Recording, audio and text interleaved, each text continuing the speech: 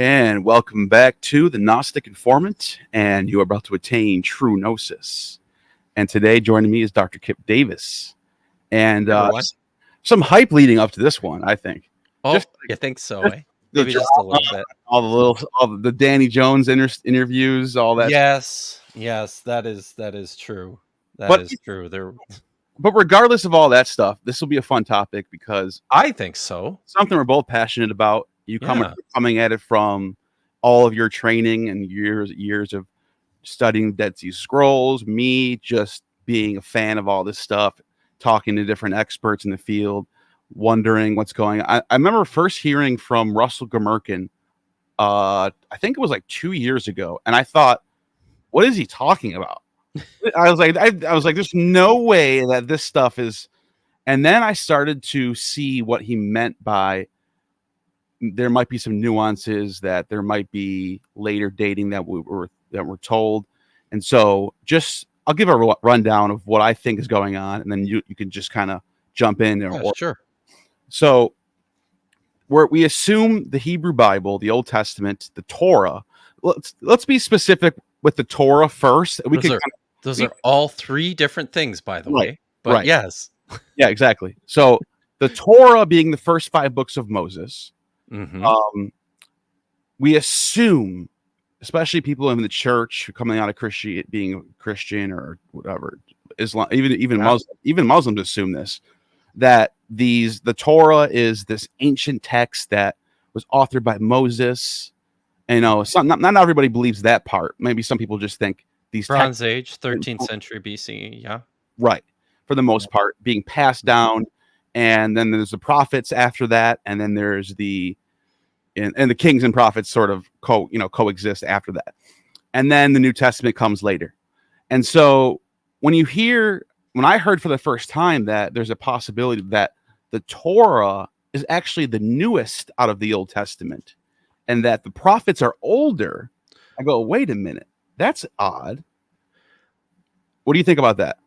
No, so listen. Right from the get-go, I'm going to agree with you 100% here. I think, and the picture here is just a really, really complicated one, and I think that's the thing that if there's one thing I want to communicate in our stream today, is that this is just an exceptionally complicated picture, and the reason it's so complicated is because it's a big body of literature, right? And it's a lot of different pieces of literature, and there's a lot of moving parts in terms of how all this got put together. But I mean, I think spot on here when we're looking for some of the earliest pieces of what Israelite religion was. I teach a course on Israelite religion, and this is what I spend a fair bit of my time doing in the course. When you're looking for these clues and these early pieces, usually the place to start is in the prophets, or in material that we wouldn't necessarily identify as Torah, right? Like most scholars are in agreement that if we think of the whole Hebrew Bible as this collection of individual pieces of literature, the single oldest piece in that collection is probably the Song of Deborah, which appears in Judges 5, right? That's that. So, okay, what you're talking about is the Song of Deborah from Judges having its own archaic sort of Hebrew that's you're looking at and saying there's a layer within there that's older than what we date Deborah. Do. So yeah, absolutely. Go ahead. I was going to say, and the reason for that, there's a few things going on here. One of the reasons for that is the language itself. When you learn Hebrew, and it's fun because you're reading through Judges, and the narrative stuff is usually really easy. It's prose. It's systematic once you figured it out, and all of a sudden you get to Judges 5 and you're just like, what the hell just happened? Because the language looks almost totally different. Sure. Different words. And instructions. First of all, I'm not inept at all at Hebrew to even notice that. I've even tried. I'm like, what are they seeing? I have no idea. I just don't know Hebrew that well, and so I just assume that what's being told by the experts is correct, and that there's these layers, these pieces in the text that date to older time periods. But there's a few of them that I think that I might, with what I know, can challenge, and there's a reason why. And I think one of them is like the Song of Moses, and it's one of these fragments that people say is one of the older fragment or one of the archaic. And I'm sure that, and look, I don't know, maybe the Greek or maybe the Hebrew is archaic, but the problem I have with that is that Moses doesn't show up in any text until, from what I can see, the end of the Persian period, but mostly Hellenistic period. Right. So do you think that they're using an older text and then putting Moses in there? Is that a possibility? Well, first of all, let's be clear here. As far as I'm aware, Moses actually doesn't make an appearance in the Song of Moses. Really? Like the actual song itself. I'm just gonna. That would make more sense then. Sure, it would. And this is the way I'm gonna pull up my own translation of this here. I've got it. I did this recently. If you give me a second. I think that's in. Nope. Maybe in this chapter. So, by the way, we'll do super chats at the end. That way we can. Yeah, let's do that. Yeah, we can keep the way we're flowing. Okay, so that's. Sorry, I should have had. I'll have a few things that I'll likely want to pull up, and we absolutely need to talk a little bit about Moses in this discussion, because I think there is, even though like I said, it's developed and the picture's complex and there's a lot of moving parts here, right? So oh shoot, while you're looking for that, I want to, if anyone's watching and they're like, who is Neil to even challenge Moses? What are you talking about?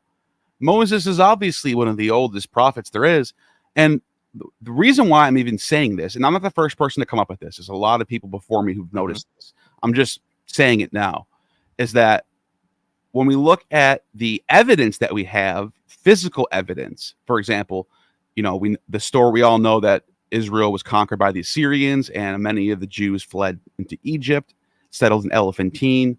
All the evidence that we have between the time that Assyrians conquer Israel and between that and the time of the time that they return back to Israel, I should say. So Persian period, somewhere between Persian and Hellenistic, we don't find Moses in any of those texts. So some people might say that's an argument from silence, but I disagree, because there's just no evidence at all. It's just not even about silence. There's just no evidence. There's just no Moses. And I think like this is a different argument than saying, oh, where's the evidence for Jesus? Finding a person who existed in history is like finding a needle in a haystack. But finding like religious text and finding like mythology that exists, that's like finding a radio state. It's like finding a radio station with a ham radio. Like, you're gonna find it. It's there. It's either there or it's not. So let's make an important distinction here between what we actually have attested in manuscripts and where we can set those manuscripts, and then what we actually have attested in texts, and how and why we can date some of the texts that we do. Okay, so from the perspective of actual physical evidence, which is the manuscripts that we have, the inscriptions, all this stuff, you're absolutely correct that there's no attestation of Moses prior to like the 3rd century, right? Yeah. Now, I would say that if we're going to use the fragments, and I think there's no reason to deny the fragments. People will say, oh, the fragments are somebody quoting somebody quoting somebody quoting somebody, and then it ends up in Eusebius in like the 4th century AD. Well, we have to look at those as evidence. I think there's no reason to deny that Hecataeus of Abdera, who we lost his original text, why would people just make up that this guy's writing about Moses? And it's more than one person talking about Hecataeus, talking about Moses. So I think you can say for like a 9 out of 10 that there was a guy named Hecataeus of Abdera who wrote about Moses probably around 320 BC. I'm throwing that out there. That's not the earliest. That's the latest we can go on Moses.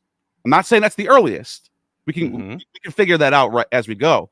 But I'm saying off the bat, there's a term for that in Latin. I forgot what it's called. It's like so there's some word for that. I think I had it in my notes somewhere. But anyways, it means like the earliest you can date something. It's like a terminus ad quo. Terminus ad quo. That's what it is. Yeah. Thank you. So that's where we're going to start. We're starting off with 320 BCE. Moses is attested by a person. So yes. Yes. Now, you said something important right at the beginning, and this is where we need to talk about the Hebrew prophets. Sure. So outside of the Torah, we have all these other Hebrew texts. The manuscript evidence for them is no better than what we have for the Torah text, right? Like our earliest copies of virtually all the Hebrew Bible texts come from the Dead Sea Scrolls. So these go back to, at the very earliest, like the late 3rd, maybe a handful, and I'll show a couple of pictures of like this one manuscript here that I think is probably mid 3rd. Like we could probably date it to 250 BCE, right? So we have a copy of the book of Jeremiah, for example, that dates to maybe 200. So like that's our manuscripts. However, we have really good reasons to think that many of these prophets were speaking and their stuff was being written down many centuries prior to this, prior to the destruction of Jerusalem in the Two Kingdom period. And the reasons for that is because of how we basically locate them socially on the basis of who they're talking to and what they're saying. So, for example, our oldest prophet is Hosea. As far as the scholars are concerned, he's usually pretty comfortably dated in the 9th century during the reign of Jehu. Why do scholars think this? Because he addresses Jehu directly. His prophecy is delivered to the house of Jehu. And then working through his prophecy, all of it appears very comfortably within this Assyrian crisis that was starting to emerge out of the north and to affect the house of Israel, the kingdom, the northern kingdom, right, was starting to feel incursions with Assyrian expansion. This is how you locate a text like this. So we'll get back to Hosea in a second, but because you mentioned Moses, I'm going to draw your attention to the prophet Micah, who most scholars will set in the 8th century now. And the reason for this is because of the things that he says.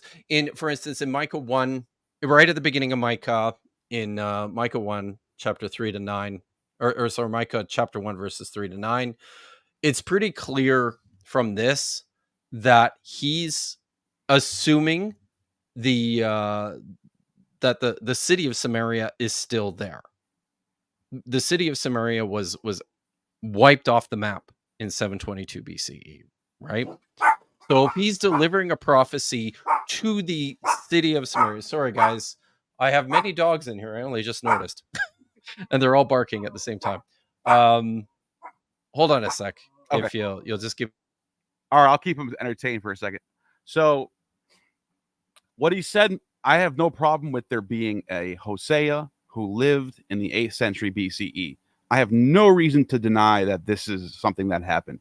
What I'm looking at, though, is I'm looking at what do we have as a final product? Is what Hosea wrote down? First of all, who was Hosea writing to? These are questions I'm going to ask you when you're finished with your. I don't want to jump too far ahead, but finish what you were saying, and then I'll ask. So I'm gonna just read a prophecy in Micah chapter 6 here. All right. Okay.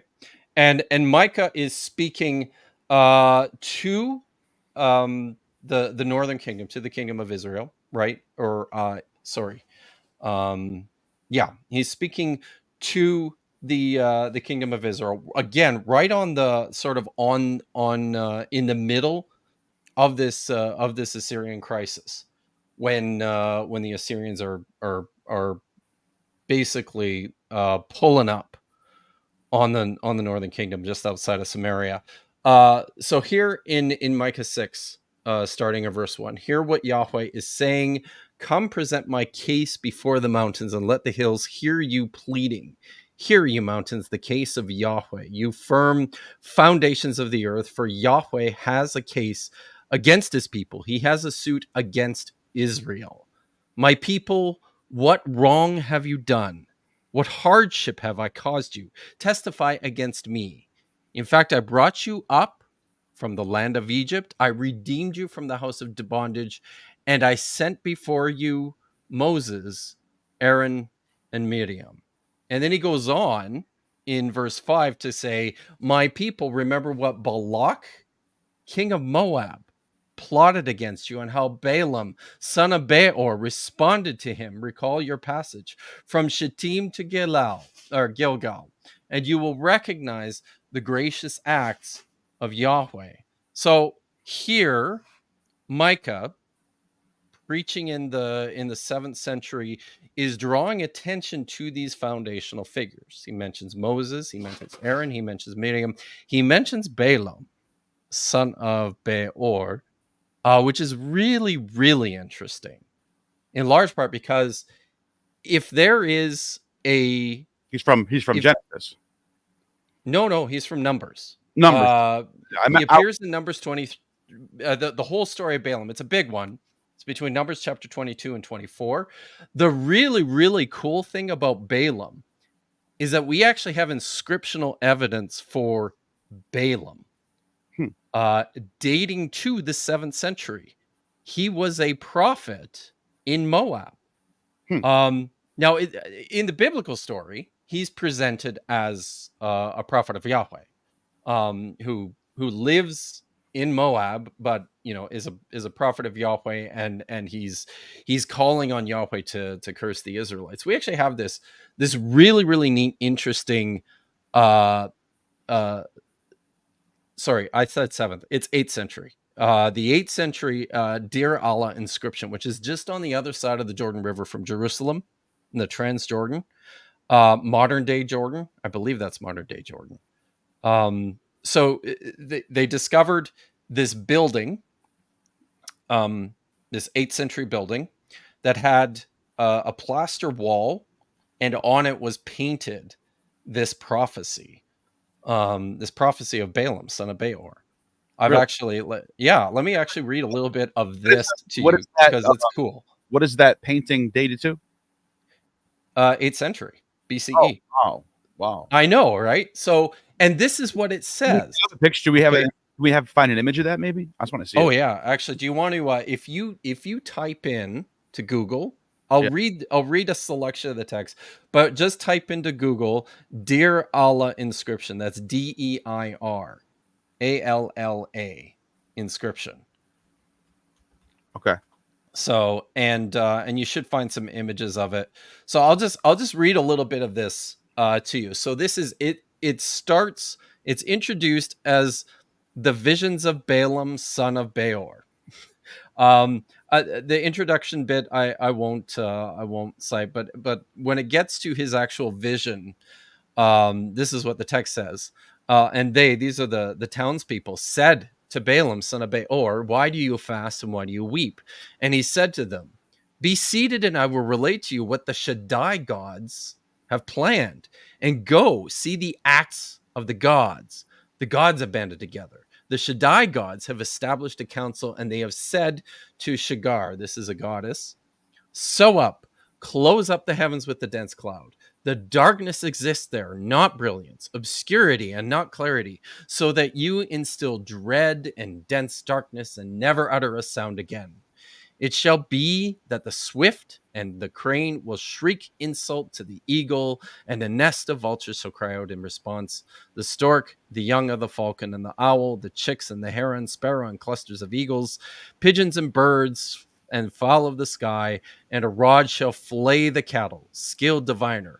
Where are the ewes? A staff shall be brought. Hares eat together. Freely feed, O beasts of the field, and freely drink, asses and hyenas. So this whole that's just a section of it. There's a fair bit more to the vision of Balaam, but it's a. I hope you hear what's going on here. This is a prophecy. There's a good picture of the inscription.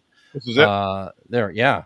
So it's beautiful. So is this an actual papyrus text? What, or is this? No, it's plaster. Okay, so it's plaster on wall. This right here looks confusing. It looks like a papyrus or something. But now I get. Yeah, it kind of looks like that. So, and the reason it looks like that is because there's lots of the pieces that have fallen and they've dug up from in and around, and they've been piecing it together, right? And there is some, there's some conjectures and discussions among scholars about how exactly to put all the pieces together. But this is basically the message of Balaam, son of Beor.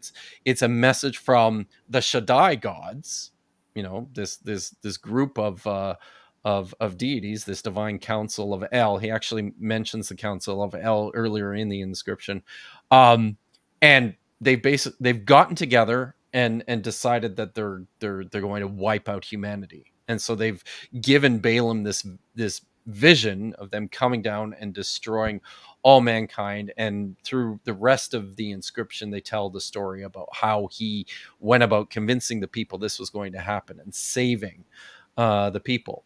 So this is a known figure from the 8th century, who then makes an appearance in the biblical text and is polemicized, right? And it's kind of interesting because when you read some of the actual visions of Balaam that are attributed to him in Numbers, they do sound kind of similar to the things that he had said in this. It mentions the star in this one, doesn't it, or something like that? Yeah, this is the vision of the scepter and the star appears in Numbers chapter 24.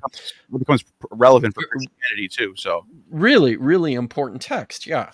So, but I hope you're picking up what's happening in this prophecy of Micah. He mentions he's making this connection for Israel, to whom he's speaking in the 8th century. He's making this connection to this historical tradition of Exodus. Is pretty vague about it, but then mentions these three figures: Moses, Aaron, and Miriam.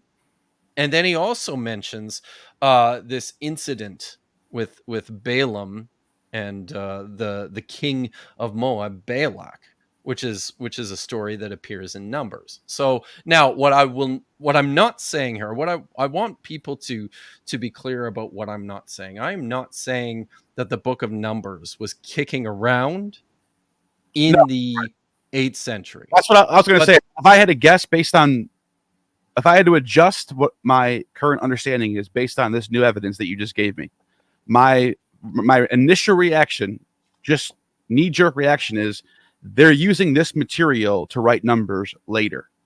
Yes. It's not that this text proves that Numbers existed back then. Right. That would be nonsense. Why would you just assume that? But you can say Numbers, whatever we're dating Numbers to, whether it's Persian period or Hellen, I'm going to say somewhere between Persian and Hellenistic period. That's what I'm going to say. Maybe with archaic. I probably put it earlier, but okay. Yeah, we'll get deeper into that. But they're using this character. Also, I noticed something. I don't know if you said this. I might have been not paying attention. There's mentions of Ishtar and Shamash and Shagar.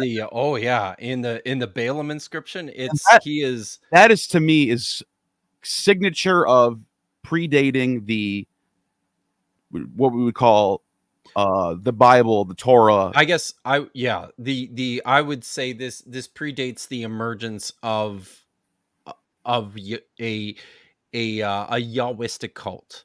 Exactly. Let's call it that. That's better. I like that term. So now, what I do think this shows This stuff from Micah, the Deir Alla inscription. What I do think this shows is that there is a developed tradition of some sort already this early, even though we don't know what exactly that looks like. I think we have some hints of it. And at that point, I'll take you to another text. This is from an earlier prophet. So this is Hosea. Let me just pull up the relevant text here. So this is Hosea chapter 12. Remember, Hosea is prophesying during the rule of Jehu. So this is like late 9th century, really early stuff. So and he's preaching again against the northern kingdom, against Israel, and a lot of this makes sense. You see within the Hebrew prophets, especially, an earlier fixation on the northern kingdom, and the reason for that is because from a socioeconomic perspective, the Judahite kingdom, the kingdom in the city of Jerusalem, was little more than a garrison. It was a nothing little backwater.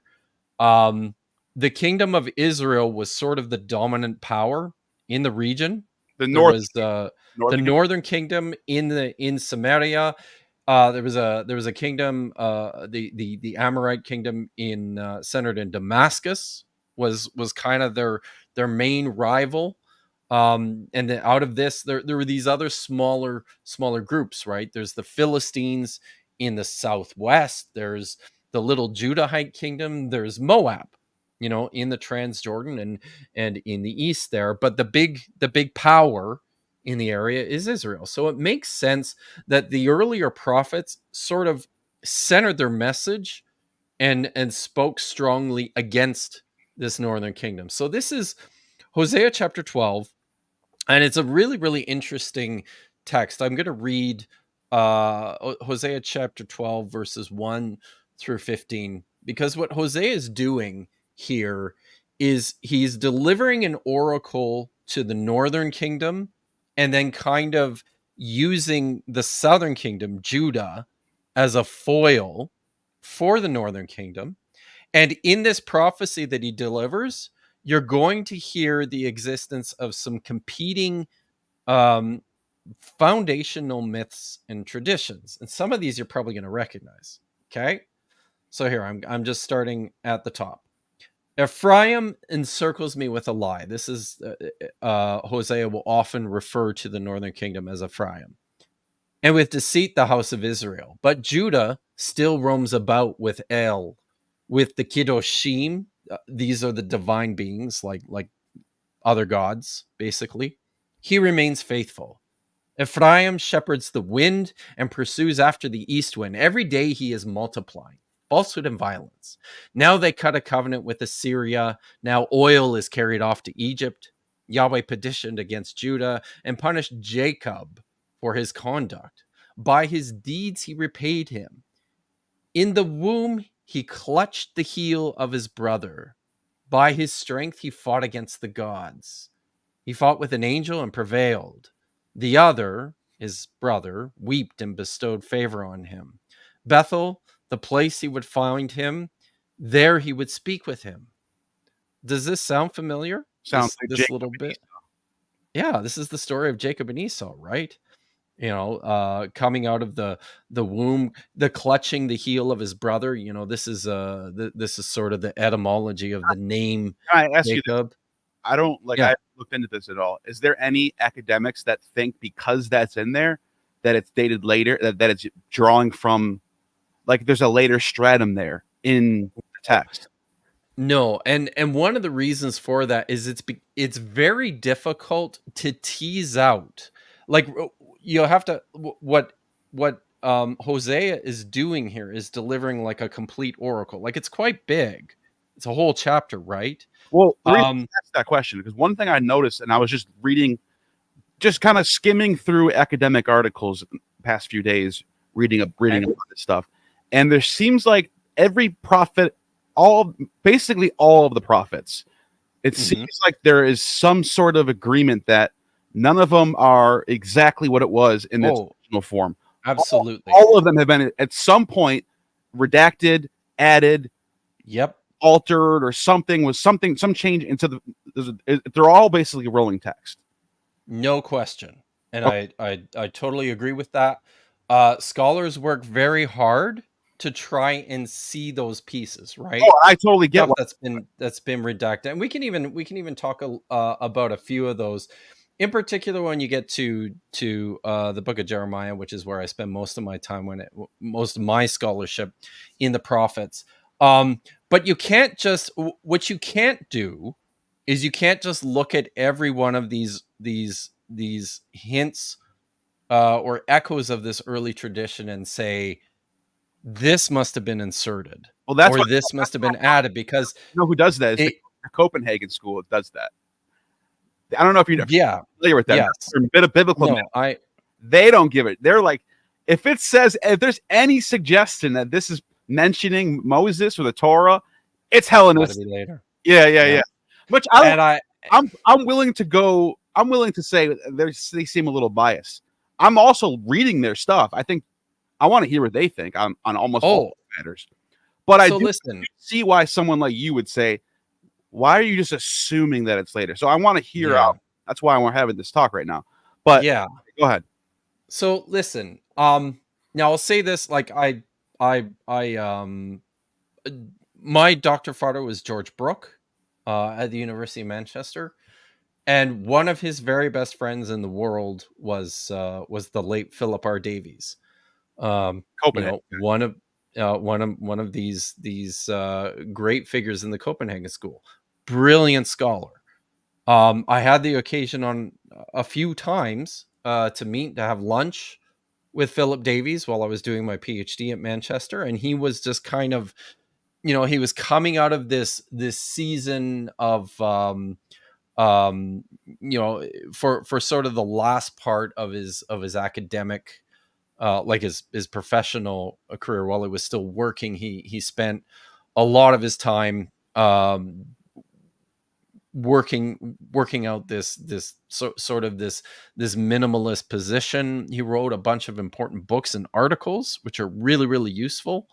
One of my favorites is oh shoot, what is it called? It's basically the invention of the sons of Israel. I'm trying to remember. I can't remember the title offhand. Anyways, I think he's a mythicist too, right? What's that? I think he might be a mythicist too. I don't think so. Okay. I know Carrier and Raphael Lataster have claimed that he delivered this deathbed confession about becoming a mythicist just to them, right? Right. Now and here's what I'll like I'm glad you brought that up, because I think this feeds into a little bit about what I want to say about Philip Davies based on my own personal experience. Really interesting guy, but so much of his personality, so much of his scholarship was about I heard someone recently describe it as trolling, in the sense that he was all about pushing boundaries and seeing how far, like testing the testing the structural integrity of this thing that we call biblical scholarship, and let's see how far we can push it before it breaks. I think this is what minimalism was for him. Was him basically going, you guys are lazy, you're not working hard enough, and here's why, and you need to work harder.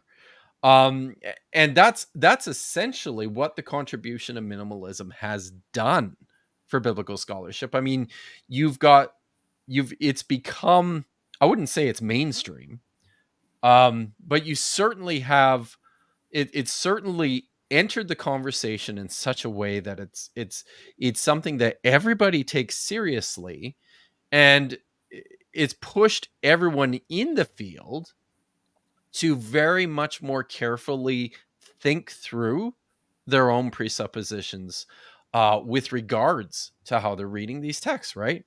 So, but I think, I'm glad someone like him was around for Endeavor. Yeah, absolutely. He's now made it so there is this extreme end, And this is he's in the realm of plausibility. It's not like what he's saying is possible. So it's now we have that. Like it's possible that the whole Bible, in the form that we have it, is Hellenistic. Sure. I'm not saying it's a guarantee. I'm saying it's possible. Yeah, that's all I'm saying. So, and I'll say one more thing about Philip here. When I met him, towards the end of, like, while he was contemplating and entering retirement, it's kind of funny because he was just coming out of this whole minimalist debate with Devers and some of these other people like Albright. I think Albright was dead by then. But anyways, he when I asked him, what he was going to do in retirement, his response was, I don't know. I've never spent any time in the New Testament. Maybe I'll just go poke around there for a little while.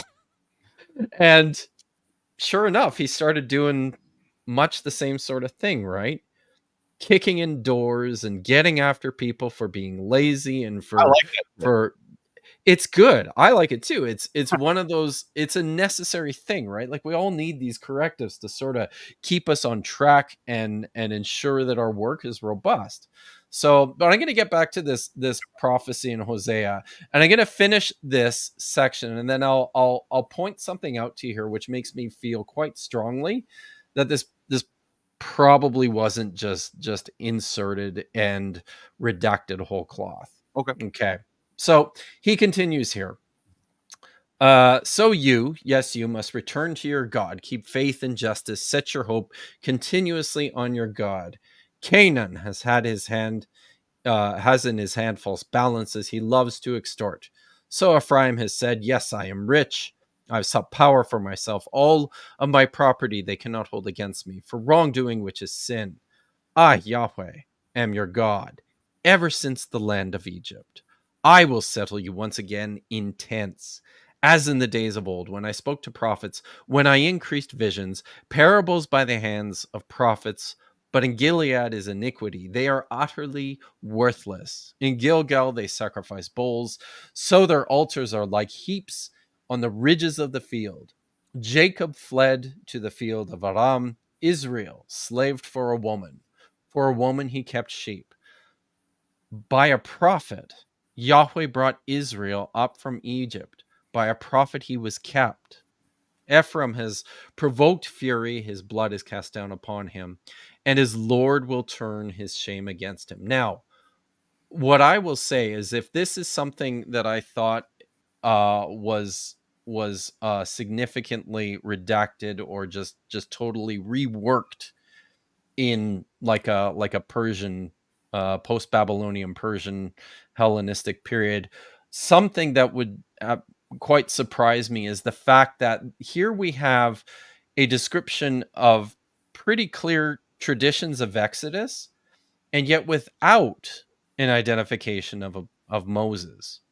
In fact, you'll notice that in the text here, he's just there's just an anonymous prophet by Yahweh bringing Israel out of Egypt.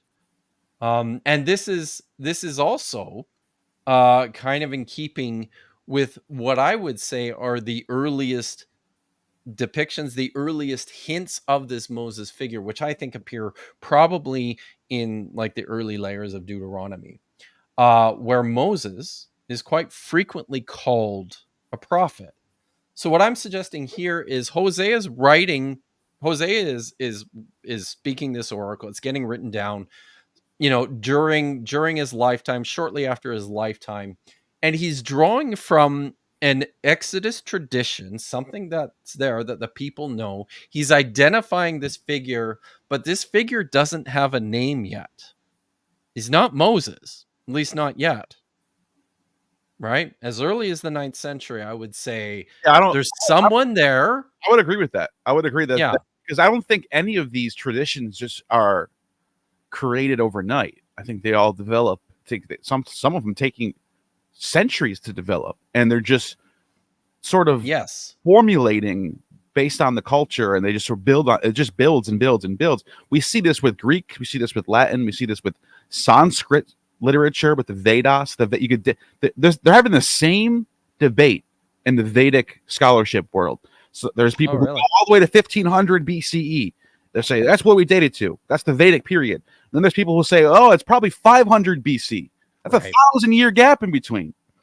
And then there's like people in between saying, oh, it's being. So I was reading about that, and there's a lot of these Sanskrit grammarians. Mm-hmm. A bunch of these people. Panini's the famous one. He lived in like the 500s BC, but he's a Sanskrit grammarian, and he's writing about the Vedas. So at least the time, it has to be like we're full stop. The Vedas existed in Panini's time, and so now we're talking about prophets in Israel mentioning stories that sort of seem like they align with what we find in Genesis. Yeah. I don't have a problem with that at all. I think that's just normal, everyday. That's regular. Every part of the world has some sort of form of this, where a culture is flipping over time. Yeah. Now, something else that you have when you get to, so that's 9th and 8th century, right? When you get to the 7th century, then you start to have something that we have in the book of Jeremiah are actual citations of texts that we identify as Torah, right? For example, in Jeremiah chapter 4, let me just pull this up. Let me get the verse right here. Jeremiah makes a very clear reference, almost a direct citation, not quite. It's more of a paraphrase. The one we talked about. What's that? This is the one you and I were talking about when we probably talked about this on Messenger. This is all right. Go ahead. Yeah, this is part of an oracle that Jeremiah delivered, where he is paraphrasing parts of the creation story that appears in Genesis chapter 1. I disagree. This is where we're going to disagree. This is going to be dispute this one. You think this was added later? No, I don't think it's added. I just don't think he's citing Genesis here. Oh, I don't know. When you read, and here's the thing. Let me hear you argue it again, fresh, and then we'll go. Okay.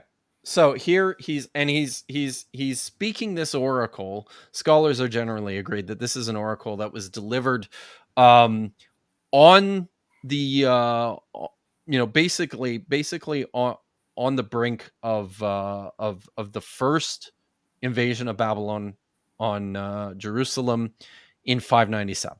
Okay. And here he says, disaster overtakes disaster. I'm reading from the Jewish Publication Society. For all the land has been ravaged. Suddenly my tents have been ravaged. In a moment, my tent cloths. How long must I see standards and hear the blare of horns? For my people are stupid. They give me no heed. They are foolish children. They are not intelligent. They are clever at doing wrong, but unable to do right. God, I love Jeremiah. Sorry. So here is what he says. I look to the earth. It is unformed and void. At the skies, and their light is gone. I look at the mountains, and they are quaking, and the hills are rocking. I look, no man is left, and the birds of the sky have fled.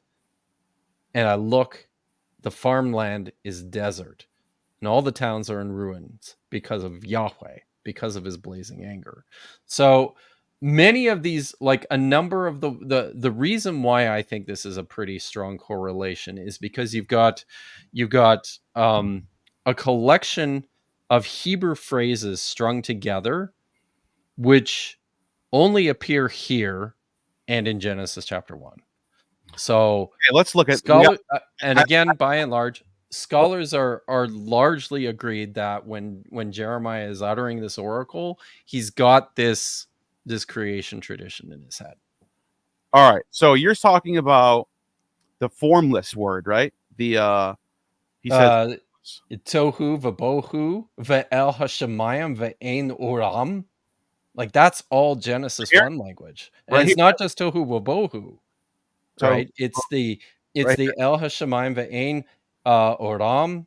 That's surprising. There's the earth and the skies. There is no light. That's surprising. That's Hebrew right there. I'm just What's kidding. that? That just surprised you that I knew where to go? No, that's because we looked at this Oh, already. nice. Very good. Oh, okay. Yeah, we looked at this already. So this is what you're talking about right here. Yep. All right. Sorry, I'm not looking at my screen. Oh, there we go. Yeah. Oh, okay. Yep. Okay, so I don't understand what the argument is here, to be honest. Maybe I'm just not, because I'm the argument.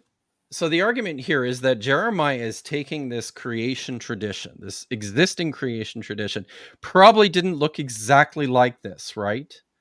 But he's got this creation tradition of the foundation of the heavens and the earth, out of this tohu vabohu, the formation of the animals and the birds, and the entrance of light into the world. That's kind of what this tradition looks like.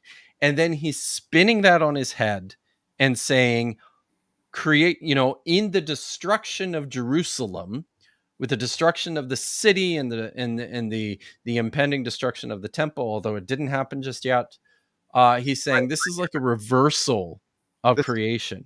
Everything is going back to this state, to the tohu vabohu. Yeah. Yeah, but I'm seeing is, because this is about creation. So the only words that line up here is unformed and void, tohu vabohu. No, hashemayim va'et haaretz. You've got the emergence and the extinguishing of light. All right, what's the Jeremiah verse? Where's the Jeremiah verse? It's Jeremiah 4:23. 4:23. And I could read it to you. Ra'iti et hashemayim v'hinei tohu vabohu ve'el hashemayim ve'ein oram. Ra'iti hecharam v'hinei ro'ashim v'kol ha'gevaot. Oh shit. Okay. Hit kal kolu. So like it's now these are, what I'm saying here is it's not a direct quotation. I know I said it was almost, but it's not. But there is a clear correspondence, not just of tohu vabohu, but of a number of these key terms together. The earth and the sky, the light, the tohu vabohu, and then you've got him talking about what's that? They're up. One of them is about creation. The other one's he's about to get destroyed. Yes, exactly. And this is what I get what you're getting. Okay, I didn't know what you meant by this is what he's doing, right? He's taking this creation tradition and saying, in this crisis that we're experiencing with the Babylonians bearing down on us and about ready to demolish our city, creation is becoming undone. This story about the order and the harmony of the universe that God built into the cosmos, it's breaking apart because of what Babylon is doing. So he's using this, and this is quite typical of Hebrew prophecy by and large, to use these traditions as they riff on them, right? They'll pull out pre-existing stuff, and they'll riff it, and they'll turn it in an effort to communicate their message. So now the only thing that I'm going to say here, because we got the earth was unformed and void on Genesis 2. Yep.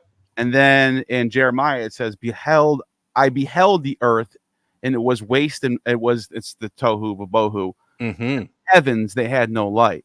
So the only thing I'm seeing, it sounds like it's because he uses tohu vabohu, that makes it sound like he's citing it. But I don't know. I don't know if I'm convinced about that though. But what do you do with the string of terms here that, like, not just tohu vabohu, but the combination of et hashemayim ve'et haaretz?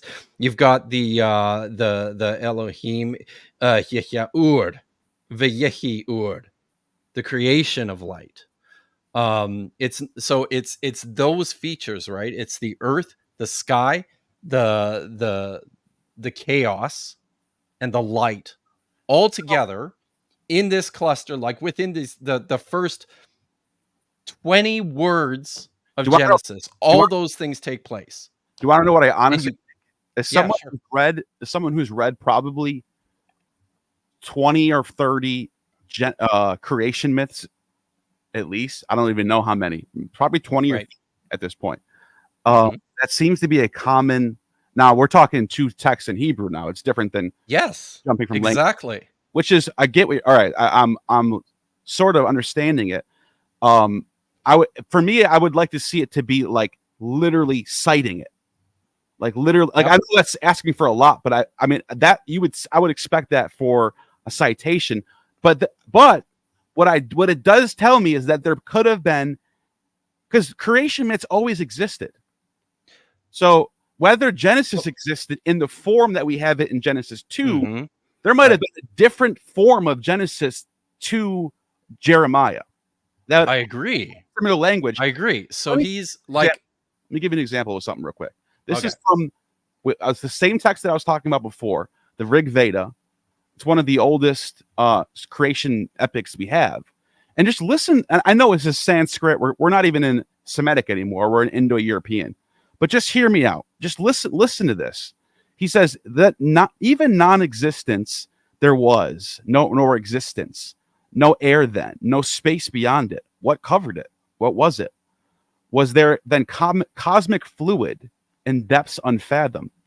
Then there was neither death nor immortality, nor was there torch in the day of night. The one breathed windlessly and self-sustaining. Then was that one then, and there was no other. At first there was only darkness wrapped in darkness, and all of this only unillumined the cosmic water. And this is such. These tropes are so common in creation stories about there being some chaos, cosmic waters. So and the only reason why I'm bringing that up is because this, to me, what I think is going on here is whenever Jeremiah is writing to has at his disposal some sort of creation epic with all these similar tropes that we get, going back to Sumer, going back to Sanskrit, going back to whatever, Mycenaean Greeks. Why not? We have a text, an existing Hebrew text, because I'm just using Occam's razor here. Jeremiah's drawing from a creation tradition. You and I can agree on that, right? Yes. We have an existing creation tradition with. Let me say that if he truly is, I'm willing to grant, if he truly is doing some sort of polemic there, like he's turning a creation story into a destruction story, that's possible. If that's the case, that's absolutely what he's doing. If we assume that's the case, then yes, I would say he's got some sort of creation epic in front of him that he knows. We have a creation epic written in Hebrew, which looks very similar to what he's saying. Why wouldn't we just say this is what he's doing? Because there's a lot more in Genesis than just the creation myth. Oh, yes. Okay. So now maybe we should translate. Now I'll just say a couple more things about pre-existing traditions, and maybe we can talk about what's going on here. So we also have, like, Jeremiah cites, and I don't know if you want to go through these in depth, but Jeremiah cites slave laws from Deuteronomy chapter 15, and those are almost verbatim. He also knew of Moses and Samuel. He makes mention of them in the same passage in Jeremiah chapter 15. So now, what did I guess the question is, what did Jeremiah have? What was there? Yeah, what? And do you think it was the Genesis in the form that we have it? I would say no. Hell no. Absolutely not. So let's talk a little bit about that. Now I've got kind of worked out here. Maybe before we go there, should we? Let's see. How do I want to do this? So yeah, okay. Let's start there. So here's what I think. I think that in the 9th to the 8th century, you've got these circulating traditions, right? That appear to pop up in the prophets, foundational traditions of the patriarchs in the Exodus. You've got an emerging mythology, and here is where I would talk more about the sources of the Pentateuch, because one of the things that needs to be taken seriously in this conversation too is the enormous amount of source criticism that has been, that takes place in the Pentateuch in particular. Enormous. What do you mean by enormous? I mean the enormous amounts of work that have been done on teasing out the pre-existing layers that we now identify. Most people talk about these as the documentary sources, right? Okay. JEDMP. Most scholars nowadays talk about a priestly text, a priestly document of some sort, and a non-priestly document that were pieced together, and then a bunch of other traditions were thrown on top of them. You've probably got some sort of a law code. I think it likely looked something like the covenant code in Exodus chapter 20. Just to get that out the way, every city has a law code. So you can assume that no matter what. There's going to be some law code. Yeah. I think there's some early royal annals as well. Is likely standard from which the Deuteronomistic history was written. But they were using these. This is going to get into my big criticism or my big reasoning for why I date it later, because the big question that I'm asking, I think the question I'm asking, I think the only thing I can do is ask questions with what I. And the question is, who are the prophets writing to? That's what I'm trying to. Who are the prophets writing to in this early period? What I mean by that is it a priestly class?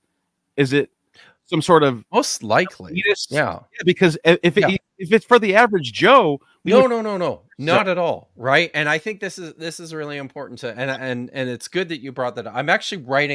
I'm entering this part of in the book I'm working on now. I'm writing a couple chapters right now about what's taking place in the royal court and the temple, and what's happening for the general populace. It's not the same thing, right?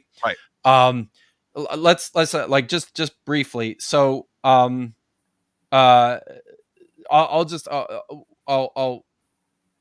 say a couple things, and then I'll get to that. So we've got the existence of some sort of royal annals, and right around the 8th century, we know of this is history. This is what we know. We know that the city of Samaria was destroyed by the Assyrians in 722 BCE. We also know that the city of Samaria had some sort of apparatus of Yahweh worship in place. And then what we also know is that in the vacuum created by the destruction of Samaria and also of Damascus, Judah kind of came to fill that. For the first time, the city of Jerusalem became the leading power in the area.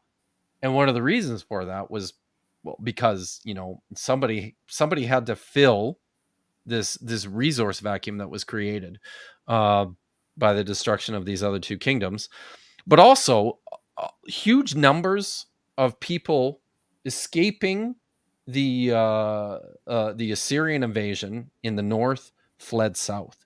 Right. And the city of Jerusalem, I've seen some suggest that the city of Jerusalem increased 10 times in size in like a 20 to 30 year period. During this time, it just kind of exploded and became this thriving city. Now, I won't go through the text, but you can pick out some of these elements, in particular in the book of Isaiah. The prophet Isaiah from the 8th century seems to have had, along with this massive incursion of northerners into the south, he starts to have this vision for, and I'm speaking of a vision in the metaphorical sense that we do, right? Like a mandate or a goal. He seems to start to have this vision of a grand unified Israel, all worshiping Yahweh together. And I think that's where you get a lot of the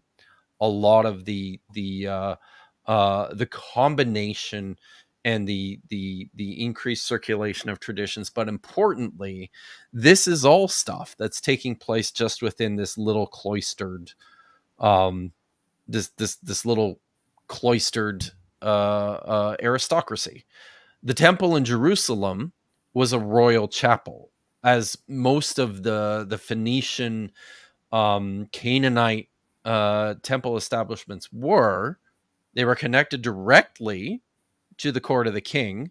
They weren't public buildings, and this was the religious establishment of the ruling house, right? As a result of this, it was very exclusive. It was very small. It was very limited. It did not stretch out onto the masses. Right. They were all doing their own thing, and for the most part, I think the rulers didn't tend to care. You've got some exceptions to that. In particular, I tend to think Josiah's reforms. There's an historical kernel there. One of the things you read in 2 Kings chapter 23, when it talks about the reforms of Josiah, it says that he took he took the Asherah pole out of the temple of Yahweh in Jerusalem, which was probably just the temple of a whole bunch of gods that they were worshiping. Right. Took the Asherah pole out.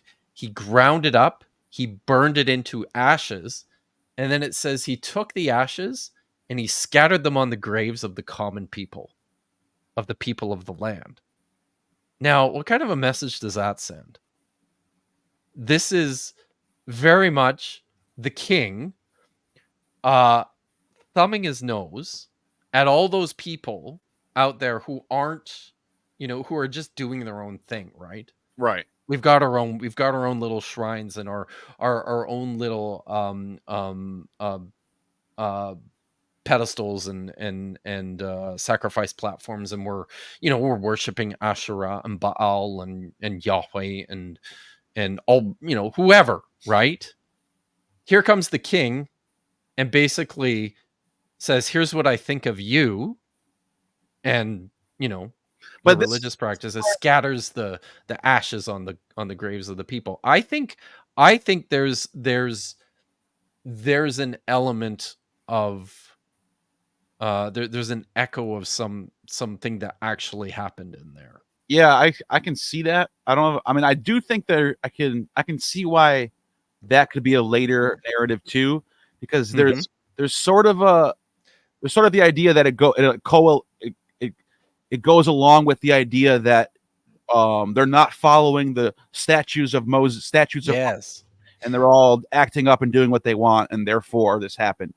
But at the same time, I also think that there tends to be this elitist upper class priests and kings and whatever that sort of and these were the same people, because if you fast forward now to the 6th century, right? Well, before Jerusalem, I want to. Okay, it's important that I think there's a misconception that everyone assumes that there's a monolith happening in Canaan or Israel. Yeah, right. And everyone's they all have a copy of the Torah in their house.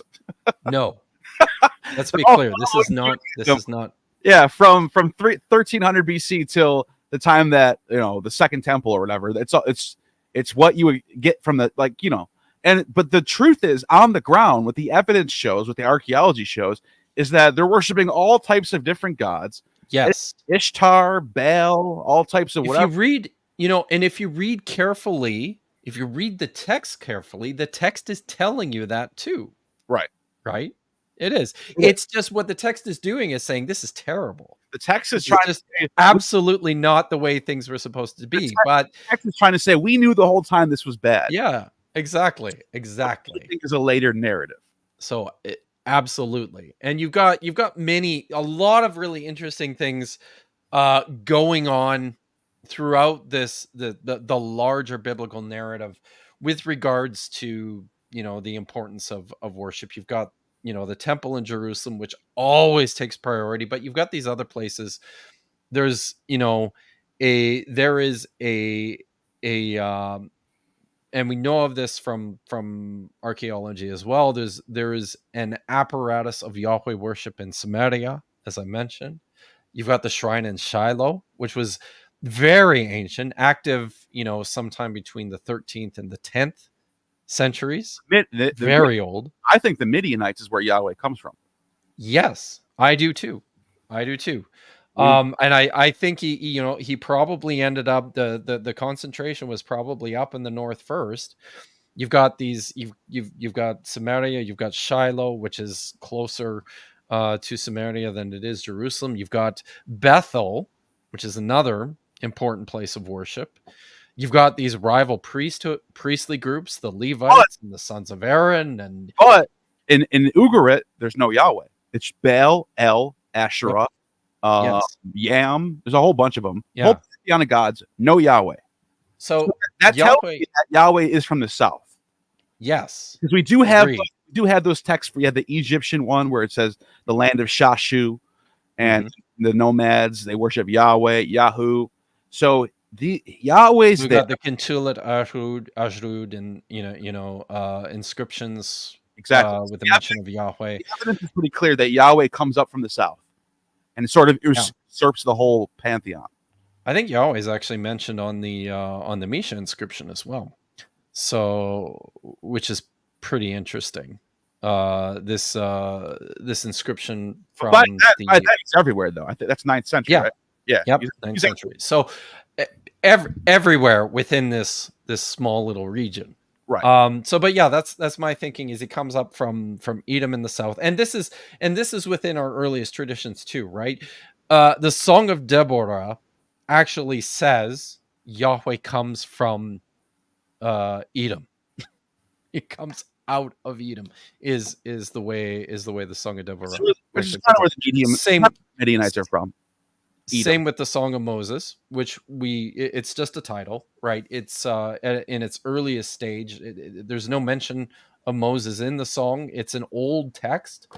Also talks about Yahweh emerging out of the south, so out of the desert, right? He's like this nomadic desert god of the people who live in that region of the Transjordan and the south, makes his way up north into Samaria, where it becomes quite popular, really gets a foothold in the Jerusalem temple. Although I think there was Yahweh worship in Judah as well. I think it starts to become quite dominant only after this migration, right? Following the Assyrian invasion. So like these are the roots. And let's be clear, I've been talking just about collections of traditions. I think they exist in text forms of some sort. I think we can access them in broad outlines. We can see some traces of things that are there. It's not clearly or really well developed, and then you've got all this stuff taking place after Samaria is gone. Jerusalem gets destroyed by the Babylonians in the 7th century.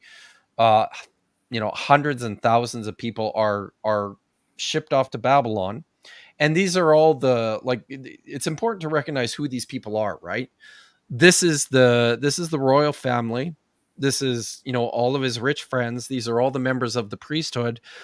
Anybody, because this is part of Babylonian policy, anybody who posed a threat to the empire, who posed a threat of rebellion, who had the resources and the skills and the training to be able to resist. The Babylonians said, no, we're just taking them with us. Right? We're going to keep them close, keep your enemies close. So this was all the leading people from the city that they took with them to Babylon, leaving behind, the farmers and the goat herders and, the merchants and those people, right? Who were part of this populist class that probably never had anything to do with, the Jerusalem temple or anything like that. Who do you think is going down to Elephantine? Just random people from? No. So I think this sparks a migration too. When Jerusalem is destroyed, I think there's a dispersion. And we see this sort of happening in the Persian period where, Jeremiah talks about people taking him down to Egypt, to Taphanes. I think that's where the Elephantine Yahwists come from. They end up there as a result of this. Right. And I think this is probably pretty typical that there's pockets of these communities of people that came out of the ruins of Jerusalem, probably mostly along the Mediterranean coast there to the south and into Egypt. And then east in Babylon. I don't know how far north, but now obviously one of the biggest reasons of why and by the way, for anyone who's wondering what I mean by Persian to Hellenistic period, I simply mean between 550 to 300 BC. I'm saying somewhere in between there. Mm-hmm. So I'm just telling that for the people who are like, what is he talking about, Persian period or the Hellenistic period? My main reason for dating the text, at least the Torah, and I'd say the finished product of the prophets come in that period too. Not the whole thing, just the finished product. But the reason why is Elephantine, and I just think there's a lot going on in Elephantine. We have a lot of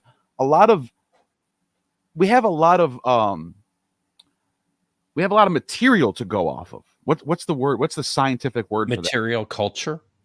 Well, yeah, there's that's usually what I use. You have a lot of graphic remains. When you have a lot, like when you do a study and you have a lot of polls going on, there's like the abundance is high. What's the word for that?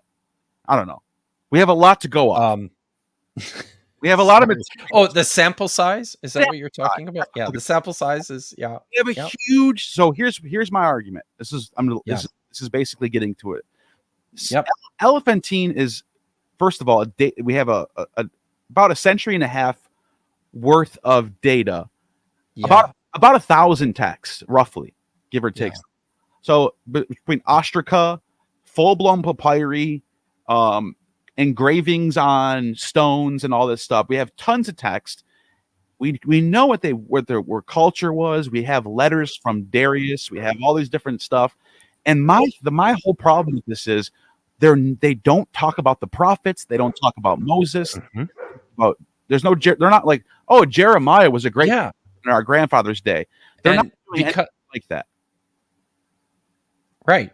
And I agree. And I think the reason for that is it has more to do with what I would call the cosmopolitan nature of like religion in the area during the period, like leading up to this.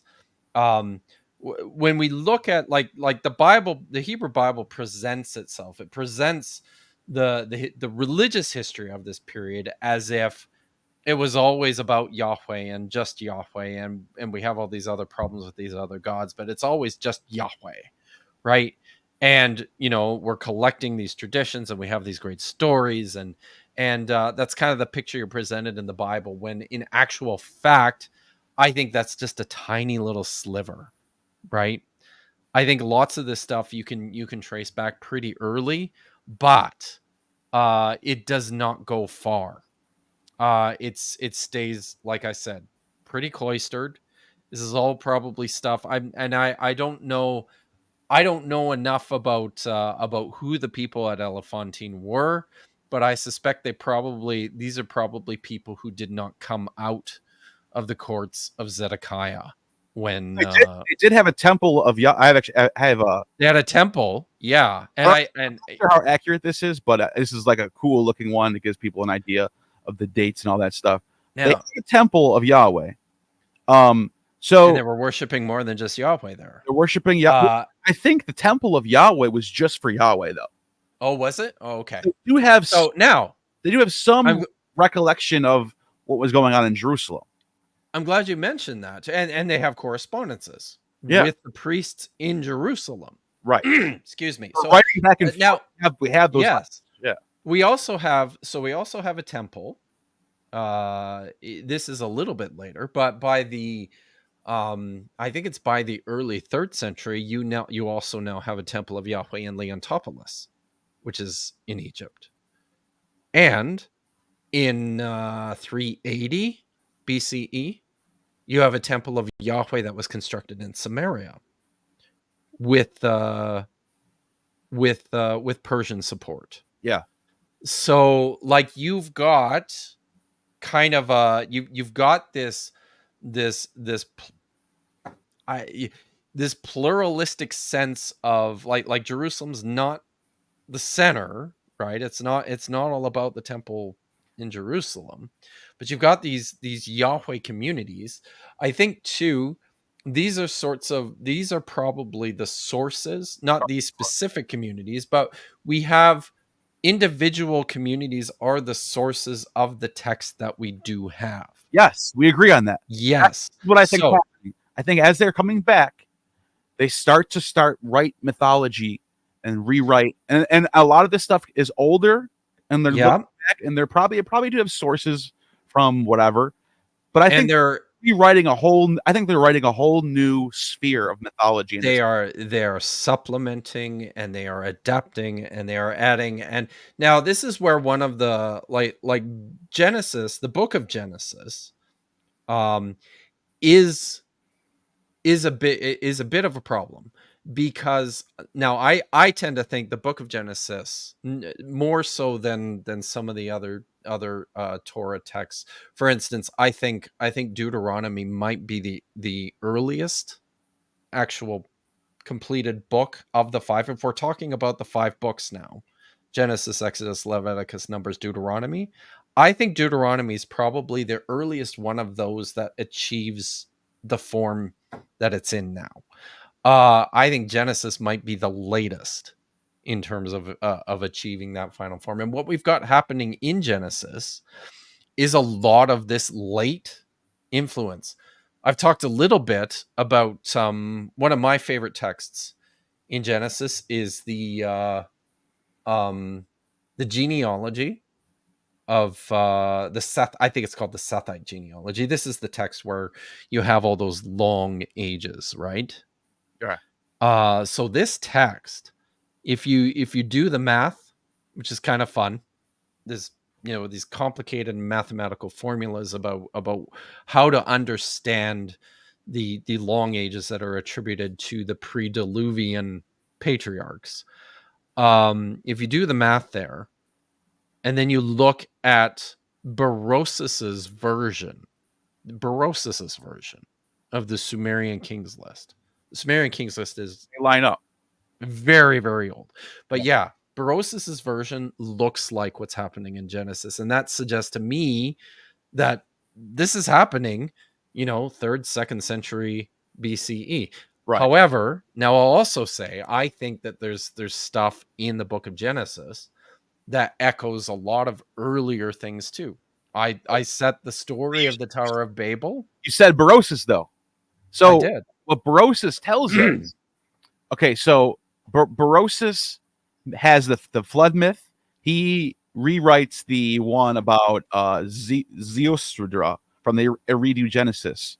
He talks. He writes it in Greek as Kisithros, and this is at the end of the flood myth. He lets off birds and waits 7 days, and he lands in the mountains of Armenia, called the Corcyraean Mountains. So you have landing in the mountains of Armenia, letting off birds, waiting 7 days, flood. Yep. Ark. So and this is what the thing. The reason why I think this is important is because a lot of times when we had the conversation about Noah's Ark going back to Epic of Gilgamesh and all this Enuma Elish, they don't have to go back that far. Now it's a fact that those stories originate there, no doubt. We don't have to go back that far. We have those stories still exist. The Greeks mention Gilgamesh in one of their in a couple of their texts. So Gilgamesh is known in the Hellenistic era still. There's when they dug up the Ashurbanipal library, which was, I think it was destroyed in around 612, I think, something like that. They have Enki and Nima there. They have a version Oh of yeah. Gilgamesh there. So these stories are being passed down through the centuries, and a lot of them make it to the Hellenistic period. Yeah. Here's the last thing I want to say. I want to hear your thoughts on this. Okay. I think there's clear examples of euhemerization happening in Genesis, where you find stories of that sound like what you would get in older stories from the gods, but they're now being told as Abraham or Joseph or Jacob or one of them. I don't know if you're familiar with the story called the Kypria or the Kupria in Greek. It's one of these old Homeric, archaic Greek stories dated to like 750 BC. It's the prequel to the Homer's Iliad. It's a tribute. It's attributed to Homer. We have it in fragments, but we have enough fragments where we can put it all back together. And in this story, Agamemnon, he's told that he has to sacrifice his daughter for Artemis, and he takes his daughter Iphigenia, brings her up on a mountain. This is very specific. Ties her up to some wood, a bale of wood, pulls out a knife, is about to stab her throat, and an angel stops him, and then replaces Iphigenia with a deer. Yeah. Wow. So there's a lot. That sounds very similar, right? To the what's called the Akada, the binding. Now that doesn't mean that they're borrowing it from the Greek, but what it does mean is these stories exist in forms all over the place. The Hittites, for sure. People forget about the Hittites. The Hittites are Indo-European speakers, and they're right above Canaan. Like the Egyptians it goes the Egyptians, Canaan, Hittites. They're in between the Hittites and the Egyptians. So they're surrounded by Indo-European culture. Greeks are all the way in Cyprus. That island is right there. It's right off the border. I mean, that's their neighbors. I mean, they're speaking the same language as the Mycenaeans and the Minoans before that. So the culture is way more connected than people try to. I agree. Yeah, I agree. And yeah, I absolutely agree. That there is, and this is why, like, when it comes to some of this conversation, I think it's important to make this distinction between I mean I like there's a few things going on here, right? Like where do these traditions come from? How old can we trace them? Some of them, like I said, like I've been saying for a bit here, I think you can set them pretty far back. You know, for example, one I was thinking of within the book of Genesis, right? I think the Tower of Babel story is an exilic story that's deeply influenced by events taking place in the Neo-Babylonian Empire. The story of what I would call the non-P formative material, what most people would call as J.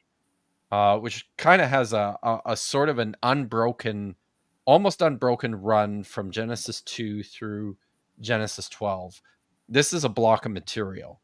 It's pretty consistent with you know in terms of what's there, and this is, I think, read or written in large part as a form or a polemic against or in in contrast to something like the Epic of Gilgamesh.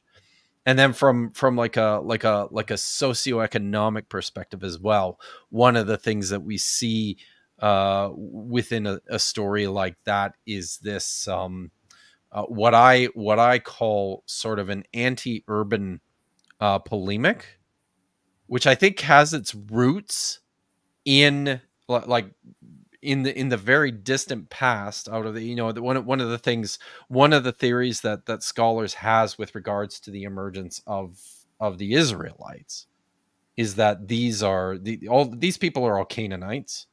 And what we see taking place in the region right after the Bronze Age collapse, in the 12th century BCE, and then leading into sort of the beginning of the Iron Age, one of the things that we see is sort of this explosion of population in the highlands outside. There's just a massive increase rather suddenly of all these villages, these highland settlements outside of the Canaanite cities, the cities of the plain, of the Jordan River Valley, the cities of the Shephelah and the coast. And I think there's echoes of this, in some of these early layers of Genesis, where you have a socioeconomic movement away from the city into the highlands and the country. There's this nomadic sort of spirit that undergirds a lot of this material too, in the narratives, right? So not to say that I would certainly I'm not saying I would set Genesis chapter 2 through 12 in the at the beginning of the Iron Age. No.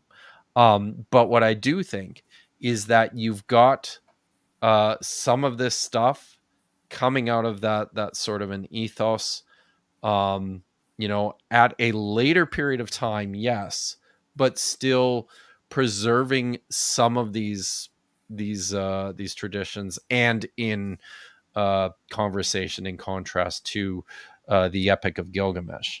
The neat thing about the Epic of Gilgamesh, for those who don't know, the story begins and ends exactly the same way. The words are almost exactly the same. The story begins with Gilgamesh walking around the city of Uruk and admiring the towers and the walls and the way it's laid out. What a perfect place it is. And I won't go through the whole story, but I the agree with basic. I agree with you 100%. What's that? I agree with you 100%. Yeah. It lines up. But here's the big thing. But I was just I was going to say one more thing about what's going on in the Epic of Gilgamesh before you continue. Gilgamesh goes on this pursuit of eternal life. He's looking for meaning. He's looking for eternal life, and ends up back in the city of Uruk, and finds meaning, finds his purpose in his mind, I think, in the eternal city in Uruk. So the book ends exactly the same. It is a tribute to the city, to civilization, right? And that's, you've got this unraveling of this idea throughout these early parts of Genesis. And there's a lot of classicists Maria Bakhfarova, Martin West, who are arguing that Epic of Gilgamesh has a lot of influence over the epics about Jason, and Homer's Iliad having some stuff there too. But here's the thing that I agree with you 100%. But what I think when people have this conversation, they'll say Epic of Gilgamesh. Oh, that's like a Bronze Age text, right? And it is. But we also still knew it. Exactly. We found a fragment. It's in the British Museum right now. It was found in 1870. I'm looking at my notes right now. It's dated somewhere between 600 to 100 BC. Yeah. So they haven't did a full. No one. I don't think they did a full investigation. But they that's a big 500-year gap. But still, what that tells me is that Epic of Gilgamesh. And by the way, we already mentioned that Gilgamesh is cited by Greeks and Latins. He's mentioned in a Latin text by Alien on the De Natura Annalium. In the Dead Sea Scrolls as well. Mentioned in the Dead Sea. I figured you'd say that. He's mentioned it. Yeah. People know who Gilgamesh is. Oh, sure. All the way down to the Hellenistic period, people know who Gilgamesh. They didn't forget who he was. And yeah, we had that fragment that I don't know when it dates, somewhere between probably Persian period. And so yeah, and I think that needs to be said every time we do this comparison. Not every time, but I think people should know when we're looking at the Genesis has all these old Bronze Age stories in there. Well, yeah, they're Bronze Age stories, but those Bronze Age stories are so popular and they're so widespread that they still exist in 300 BC. Yeah. It's called, the Epic of Gilgamesh is often called the greatest ancient story ever written. The oldest, most popular myth of, and it's for this reason, right? It spread everywhere, and it endured for like literally thousands of years. People were still copying it, and reading it, and yeah, it's pretty wild. So, do you want to listen? Do you want to talk? Because I think it's important if we can shift gears a little bit and talk about what I think is going on when it comes to the Torah as a body of literature. Lay our arguments down on what we think is going on, but you can go first. Yeah, sure. So, and here actually, if you could, so I think, the Torah, the collection. When we're talking about the Torah, what I'm talking about is the collection of these 5 books: Genesis, Exodus, Leviticus, Numbers, Deuteronomy, together as a group, as a body, as a text. Now, I think that these texts do exist independently prior to that. So do I. They probably, I think you can date Deuteronomy pretty early, and then the other texts. And when I say pretty early, I think you've got something that looks like the book of Deuteronomy as early as the end of the pre-exilic period. But then these other texts, and this is all these texts emerge through piecing together these early traditions and massively rewriting and redacting them over time, right? So what I think happens, though, and here's what, and I'll talk a little bit about what we've got, because this is where the Dead Sea Scrolls are really important to this conversation, because all of our earliest manuscript evidence comes from Qumran. We've got, and maybe now is the time to start showing some pictures, Neil. So if you could pull up the first image. This one? Not that one. No. Oh, the link. Okay. The link. Yeah. If you can pull that one up. So this first one. This one, right? Is no, actually. Oh, okay. So it's that one. Yeah. And if you there should be a full screen option in the bottom right, I think. There you go. And then you can zoom in on it. There should be a zoomer. Yeah, sure. So it looks terrible, doesn't it? Oh yeah. This is probably the oldest manuscript at Qumran. And this is a copy of the book of Exodus. This is 4Q17.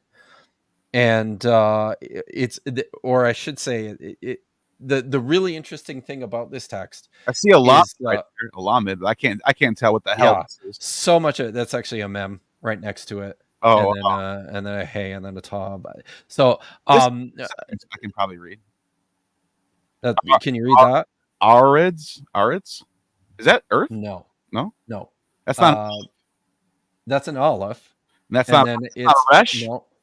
No, it's not. That's actually that's actually a chet followed by a taw. I can't read that shit. So, no, it's brutal. And one of the reasons it's brutal is because this text is quite old. So this is it dates to about 250, or maybe somewhere between 200 to 250 BCE. The really remarkable thing about this text is it is a copy of the book of Exodus and Leviticus together. We actually have the very end of the book of Exodus. There's some fragments from it that contain text from Exodus 39, 40. How many chapters are I think it's just 40 in Exodus, isn't it? And then after that, we've got some fragments with text from Leviticus chapter 1 all the way through to parts of chapter 2. But the really exciting thing about this manuscript is that this is not just our very earliest copy of a Torah text from anywhere. It's actually a copy of what's probably a Torah of some sort, in that it's got Exodus followed by Leviticus, right? That makes sense. And we don't know now. We don't know. Maybe it was just a scroll containing those two books. I tend to think it might have been larger than that. And the reason being, so when scholars have reconstructed this manuscript, we've managed to reconstruct it to 60 lines in a column, which is quite big. That's quite high. And in so doing, you can fit quite a bit of material in there. So that's the first one. If you could show the next one, and that would be right here. Yeah, I think it's that one. So this is 4Q11. Oh, I could see a little bit better on this one. I could see. So, and you should. I suspect you won't be able to read this one because it's written in Paleo Hebrew. Yeah, but I think I can pick that up. That's a vav, or that's a vav, right? Nice. Yes. Yeah, because the vowels are different. This is ayin. There's a dot there. Yeah, good. So the cool thing, this manuscript, a couple of the texts that are written in this later Paleo Hebrew, look at that script, old preserved old Haydas. Yeah, you got it. You want to know what? You want to know? You can if you know Greek, I know it. If you know Greek, you can learn Paleo Hebrew a lot easier because I bet Paleo there's some influence there too. Yeah, it looks closer to archaic Greek than it does. Yeah, because they're both using the Phoenician alphabet. Right. It's Phoenician. That's what it is. So that's what it is. You notice the dot. You'll notice a handful of dots all over the place. These are word separators, right? And they don't actually come later. We see word separators in Hebrew inscriptions. Yeah, I heard like from the early Iron Age, right? Yeah. So now this manuscript is quite a bit later. It dates to about 75 BCE. This is 4Q11. But this is just one fragment of it. There's tons of fragments, and it contains text from Genesis chapter 50 all the way through Exodus chapter 36. So here's another example of a text that has, multiple books of the Torah on it in 70 BCE. And then I'll get you to show just the next one is so that's the picture that I sent you. You want the next one? Oh, you want the picture now? Is the picture? Yeah.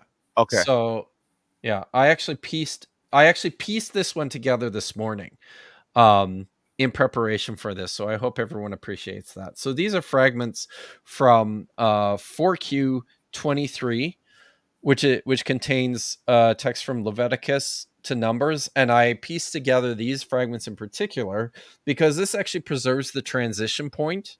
This is on the right-hand side here. You see the end of the book of Leviticus, and on the left-hand side, you see the very first lines of the book of Numbers. And this particular manuscript dates to 150 BCE. And then I'll show you, and then I'll ask you to pull up one more. And the last one I showed you, or the last link that I sent you, should be plate 480 is what it says on it. All right, 1 second. This one. Yeah, this one's nice. And go full screen. This one's beautiful. You should be able to recognize all the letters with no problem on this. Yeah. One. So now this is an amazing manuscript in itself. So this is 4Q365, also known as the reworked Pentateuch. It dates to this particular manuscript dates to about 75 BCE, although we have other copies that are older that date to 150 or so BCE. And the reworked Pentateuch is a group of manuscripts from the Dead Sea Scrolls that I'll talk about here in a little bit. But I wanted to the reason I showed those other manuscripts, those three other manuscripts, before we talk about this one. That's the letter 3, shalosh. Correct. Oh, Me over here. Very nice. The reason I showed you those other pictures is because all three of those manuscripts, they have a few things in common. The one thing that they have in common, which is really, really interesting, is that they all belong to the same text type.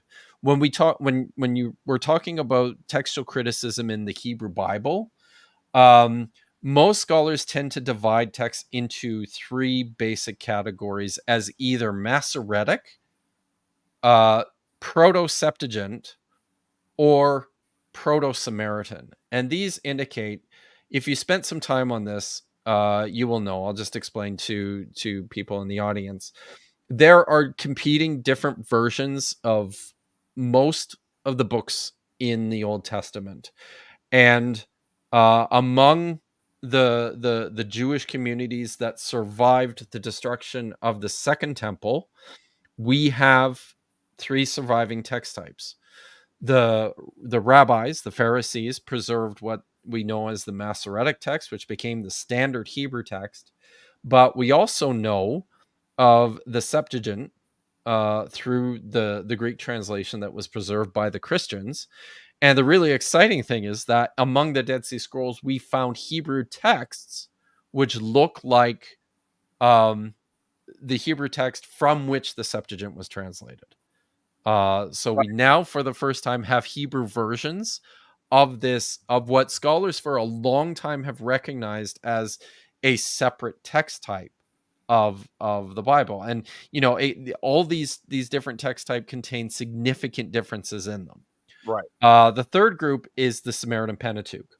Right. This is the text that was preserved by the Samaritan community. Is that the oldest? Now, and I think it's the oldest one. That's what and I also think this particular one that I'm showing you here is from a group of texts called the Reworked Pentateuch.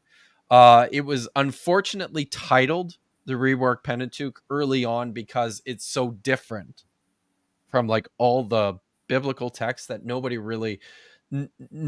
had like a parent text to identify it with. And it was originally called, it was described as a wild Pentateuch, just because of how different it was in many places from the surviving versions. It's actually closest to the Samaritan Pentateuch. And the really amazing thing about all the reworked Pentateuch manuscripts is that this is probably our earliest form of a complete Torah. Among the fragments of the reworked Pentateuch, we have text all the way from Genesis chapter 21 through Deuteronomy chapter 20.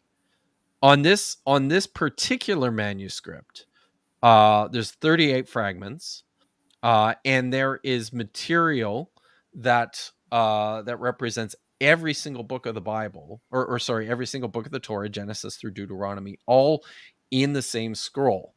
Now, this text and all those other ones that I showed you are closest to the Samaritan Pentateuch. Now, I'll lay this out for you. I think that the first people to put these books together into a collection were the Samaritans. That's what I thought. And I think the manuscript evidence attests to that. And they're the ones that stayed back, or at least I think either they stayed back or the first to go back to Israel after the Persian period, right? Yeah. What's going on? Well, I mean, I don't know. It's our understanding of who the Samaritans were is really complicated and fuzzy. So this is a community. What we have happening, I think these are the first. And one of the reasons I tend to think that is because we've got this manuscript evidence. The other reason is because of how the characteristics of the Samaritan Pentateuch. One of the things that we see in the Samaritan Pentateuch is a tendency towards harmonization. So many of the differences that appear in the Samaritan Pentateuch compared to the other versions, the Septuagint and the Masoretic text, are that throughout the SP, you will have scribes going to great pains to make sure that everything aligns with every other part of the text. So where there are inconsistencies, for example, between something in the book of Exodus or the book of Deuteronomy, they'll often just transpose text from Exodus into Deuteronomy and Deuteronomy back into Exodus, and they'll massage it a little bit to make it all line up. So this is what we call harmonization, and this is a characteristic feature of the Samaritan Pentateuch. And the question would be, why would you feel the need to do that at the outset? The answer to that question is because for the first time, you're actually putting these separate books together. Does that make sense? Yeah. So it makes a lot of sense. That these and I tend to think that individually in their own scroll. Yep. And then when they're trying to codify this stuff, or put it then together, they need them. It somehow needs to coalesce together. Yes. So that's where these changes come in. And I think the Samaritans were the first ones to do this. And then I think that other Jewish communities started doing it too, which is where you get things. I didn't share the last picture with you, but we have some fragments from Murdabat, which date to the early 2nd century AD, CE. These are from the Bar Kokhba revolt of a Torah manuscript. It's got text from Genesis, Exodus, and Numbers, I think. Genesis, Exodus, and Numbers. And it's very close to like the Masoretic text. So, you've got this stuff taking place. I think it started with the Samaritans, and then I think other people followed suit. And I think what you have at Qumran... When do you think the Samaritans started putting together a Pentateuch? Probably, I think I don't think the people who were collecting manuscripts at Qumran, I don't think they had much of anything to do with the Samaritans, but they had their text. And they had early copies of something like their text, like 150 BCE, right? So I think it has to take place at the very latest, at some point towards the end of the 3rd century. I think it's probably earlier than that. But the only thing we disagree about is the material in the text having older versions circulating before they put together. But we agree on when it's being put together. Yes. And I think I think it's really important for people to hear that, right? Yeah. When we talk about the Torah, we're talking about this collection of literature that emerged out of basically the Hellenistic period. But I also think, importantly, something that people miss is the fact that we've got all these versions, right? We've got like the Samaritan Pentateuch, we've got the Septuagint, which looks really different, and the Masoretic text. And I think this isn't something that I think it takes time for those sorts of streams of tradition to develop.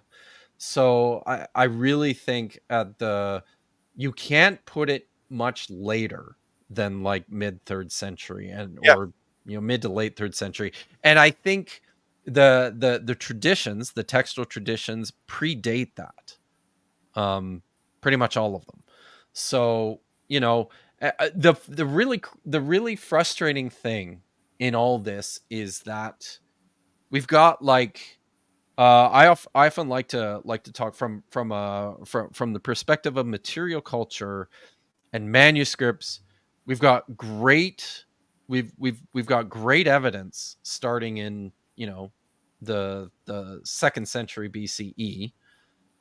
We've got a smattering of stuff from the 3rd century BCE, but then in that critical time between the destruction of Jerusalem and the emergence of these Jewish groups, the Samaritans, the Pharisees, the Essenes, there's a black box, which it's I don't know what's in there. We have some hints or some clues. Elephantine is really interesting for providing information about what's happening there, but it's not like it's one of those things where as much as valuable as I think Elephantine is for informing us about these early stages of quote unquote Judaism, which is a problematic term, right? When you're going back this far, it's also still representative of this one place. And I know we have some other epigraphic stuff that we can use to align with it, but you know what else plays into this is when you start seeing synagogues start popping up in the archaeology around 200 BC. Yes. So, which would make sense. You have a text, a unified text, a mythology, a national mythology, and you're spreading it around. Now it's actually public. Now it's actually out there. It's not just the priestly class has these prophets and they're keeping it to themselves. That's so right. we agree on most of this stuff then. And I think the kicker is Alexandria. When Alexandria gets built, there is this interest by the people in Alexandria. Many of them are Jews. Most of them are Jews, I think. I think it's like most of the people there are Jews. There's a lot of Orphic, Pythagorean Greeks, philosophers there. And they're coalescing, they're vibing. I mean, this is one of my go-tos. Let's see if I have it here. I thought I did. Oh, it's not here, I guess. Is the pseudepigrapha from James Charlesworth. I thought I had it here. Oh yeah, it's right here. This is a must-have if you're interested in this type of stuff, because it's got so much information on the outside text that you don't hear about. Oh yeah, right. It paints the picture of everything. Like all of a sudden, Alexandria, 3rd century BC. All of a sudden, you get like a whole wave of authors with people with names: Aristobulus, Philo, Theodotus, Ezekiel the tragedian, who's a Jewish Greek tragedian. Yeah. And they're all and so you're seeing a clash, Jewish of Hebrewism and Greekism, Hellenism, and what I think happens is the Greeks are interested in what's your culture like. We want to know what your history is. Yeah. Tell us about your heroes. Who's Moses? Who's Abraham? And they start writing these stories, and then once that gets established, that our national mythology is now out there in the world, they have to keep that together now. And that's something I've been I'm just thinking logically. It's not like I'm not reading a text that tells me this. I'm just thinking logically. Once you have your national mythology out there spreading around, and especially in a different language now it's time that they're codified now. It's right. It's at that point. Yeah. So no, I tend to think that's probably right in terms of one side of the picture of this. There's also one of the other things that we discovered at Qumran, and we're just literally, just scratching the surface on, is a sudden explosion of Aramaic literature that I don't think you can trace back. This appears to be natively Palestinian literature, and there's tons of it. Like we have over 150 of the manuscripts in the Dead Sea Scrolls are Aramaic texts, most of which we had never even known of before. We knew of some of these, right? Like the books of Enoch were written in Aramaic. We know that. We have Aramaic copies of these. But we've also got things like the Aramaic Levi document, or chunks of Daniel. Yeah, but and I think the really interesting thing is that what you see happening in Daniel, we've got all this Aramaic from Daniel, is it comes out of that stream, right? And you have a lot of there are other texts from the Dead Sea Scrolls featuring Daniel written in Aramaic, and then you have this wide range of other texts, many of them dealing with dream visions, and prophets of like the last days and things like that. So, it's a complicated mess. It really is, in terms of everything that's going on. And the textual picture, even though this is all emerging, right, starting in, I think, the 3rd century and working forward, the Hasmonean um revolt, which results in the first independent Judean kingdom for the first time in hundreds of years, I think helps to move this, accelerate this quite a bit. The Hasmoneans sort of adopted the Torah, and adopted the Pharisaic school as a means to propagate their own political agenda. And that really had a huge part in both paving the way for what we now recognize as early Judaism, Right. while at the same time completely disenfranchising and marginalizing, everyone else, like the Samaritans.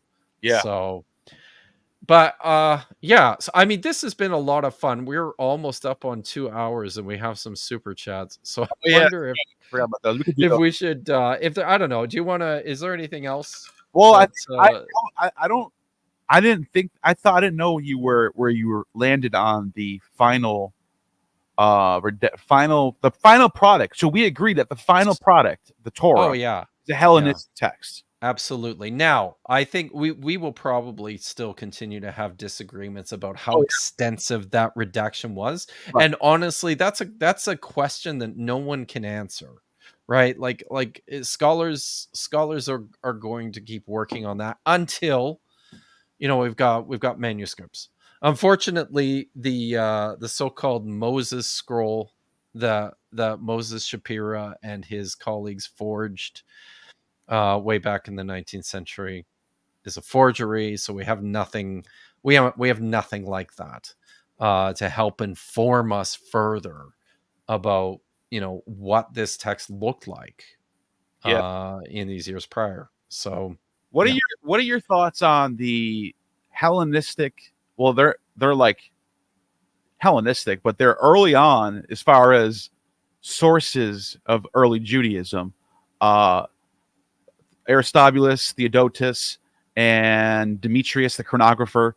Those 3 sources in particular, as well as I think Hecataeus of Deir, but he's not even Jewish; he's Greek. Those 3 other I mentioned were Jewish. Okay. They say that Moses is this character Musaeus, who is either in some sources he's the son of Orpheus or the father of Orpheus. Have you ever run into this yet? And if no, I haven't. About this in the next one.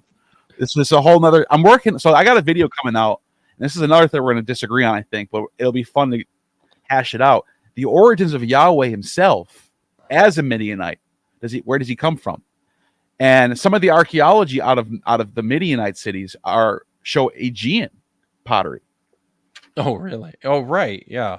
And there's a Cretan god. There's a Cretan god he's called Yahweh. And it's an early form of Dionysus. Interesting. Now, I'm not asking you to even comment on that. This is way. No, I'll shoot you some text and show you what I'm. Okay. Yeah, we'll have a discussion on this. So I mean, and maybe that's a good place to come full circle. I still tend to think that the figure there's a Moses figure that Jeremiah knows, and that So you probably Micah, that his name Moses coming from the Egyptian son of. I think it's a poor attempt to make an Egyptian name, and that's the best that they could do, right? Yeah. Or it's one of those things, right? Like if I'm gonna write a story about a Ukrainian, I'm gonna call him Stanislav or something like that, just because it's the only Slavic sounding name that I can think of off the top of my head. I think that's where the name comes from. But I think last question. Yeah. What is your thoughts on the idea of Hebrew having 8,000 words and Greek having. What is your thoughts on that? And then we'll go to super chats. I don't know. So I guess like it. So much of this depends on how you're like the problem of making this kind of a comparison is because Greek and Hebrew, like they're different systems of languages, right? And because of that, I mean, for one thing, Greek has vowels. Hebrew is a consonantal polyglot.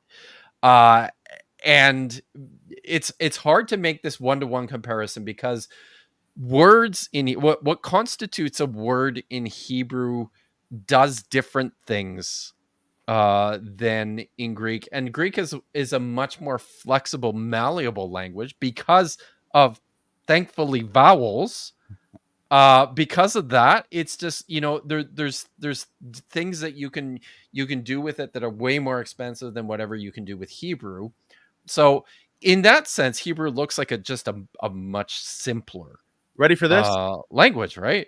I just want to ask you a question. This is like this is no like trick. This is just like, you're gonna know this. I know this. What letter is this in Hebrew? Oh, shit. That's it's from the older. Oh yeah, the paleo stuff. I'm so yod. I actually have to look that up. That's the yod. And I didn't mean to weird looking yod. I didn't mean to throw that on you like that. But the reason why I mentioned that, it is the yod, but in Archaic Greek it's called digamma. Right. And it's a w. So the Greeks are adopting the exact same alphabet with the exact same symbols, but just doing different things with it. So sure. Yod because in Greek is a w. That's why when I found that god Yahweh or Yahwehos in Crete, sure, some of the forms is Wawaka. So it's like, and then Dionysus's name in one of the Euripides texts is Yakos, which could have been Wakos. So, and it's just, and I only understand I brought that up. I didn't mean to like throw that on you this is like random shit.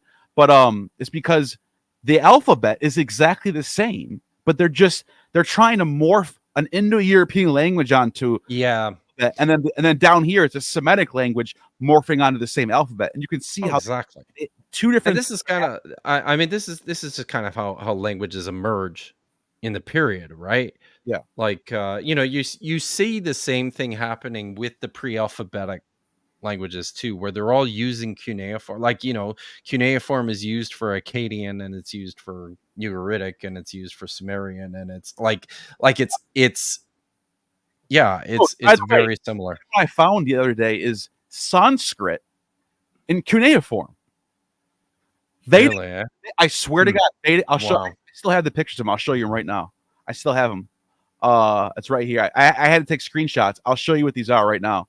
This is fascinating. So this is from the Mitanni period. It's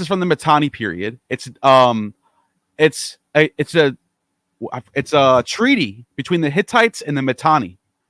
On one side is Hittite, the other side is Vedic Sanskrit. Really? Can you zoom in on that? Yeah. So they're just doing right. They're doing they're giving phonetic value to bilingual stone, and it's a peace treaty, and they're honoring the gods from the Vedas. Indra, that's wild. Indra, Varuna, and Mitra. And those guys, what year is that? Bronze Age, I think 1400 BC. One of these is 1400 BC. The other one, this one, is 1600 BC. This is Vedic Sanskrit in cuneiform. Really? Wow. And it's very cool. It's not a passage. That's very interesting. It's not a passage from the Vedas, but it's similar.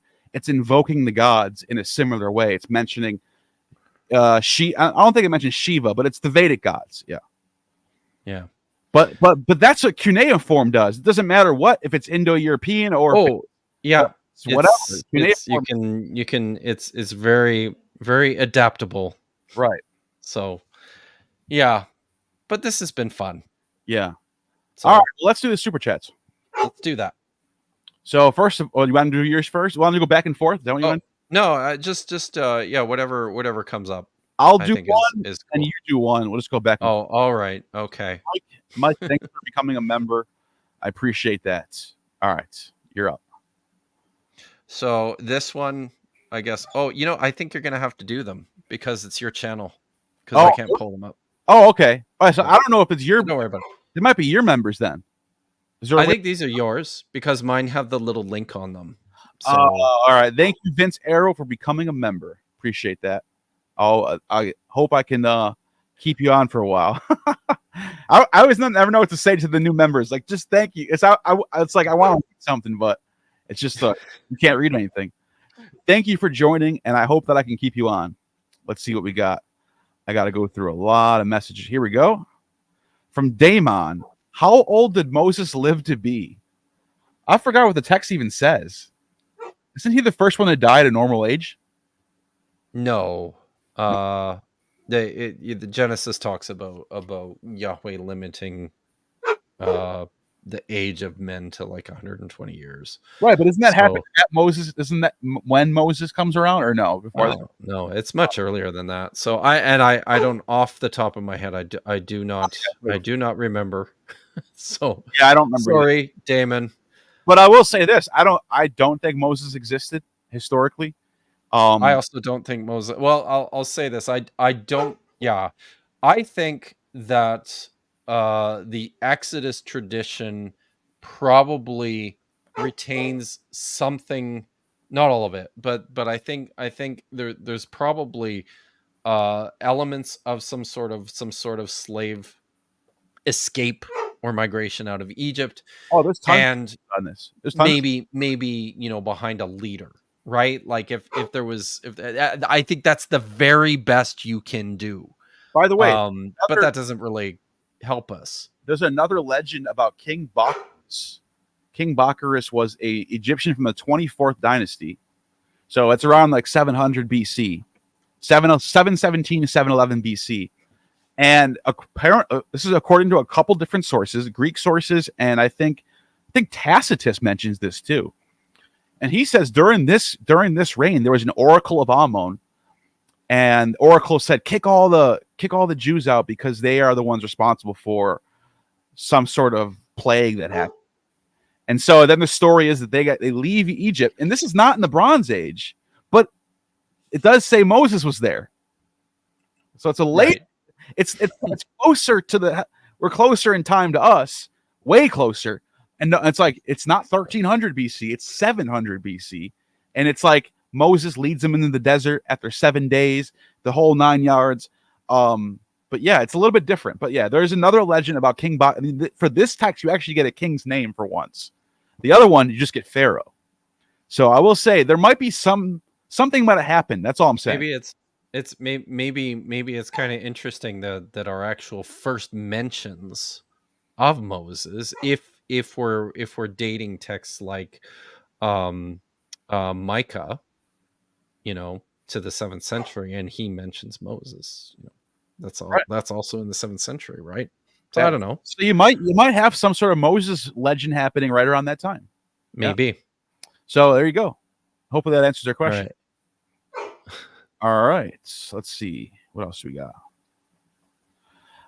Master Makiter. I just want to Machetier. That's Master Machetier. Master Machetier. I just want to understand Exodus. Exodus. Yeah. It does say Exodus. It does say Exodus. 424. What's happening there? Do you know? Oh, that's yeah. So that's this weird story of Moses and his wife, his woman, and his sons. He's traveling to Egypt, and then it says that Yahweh encountered him and tried to kill him, and then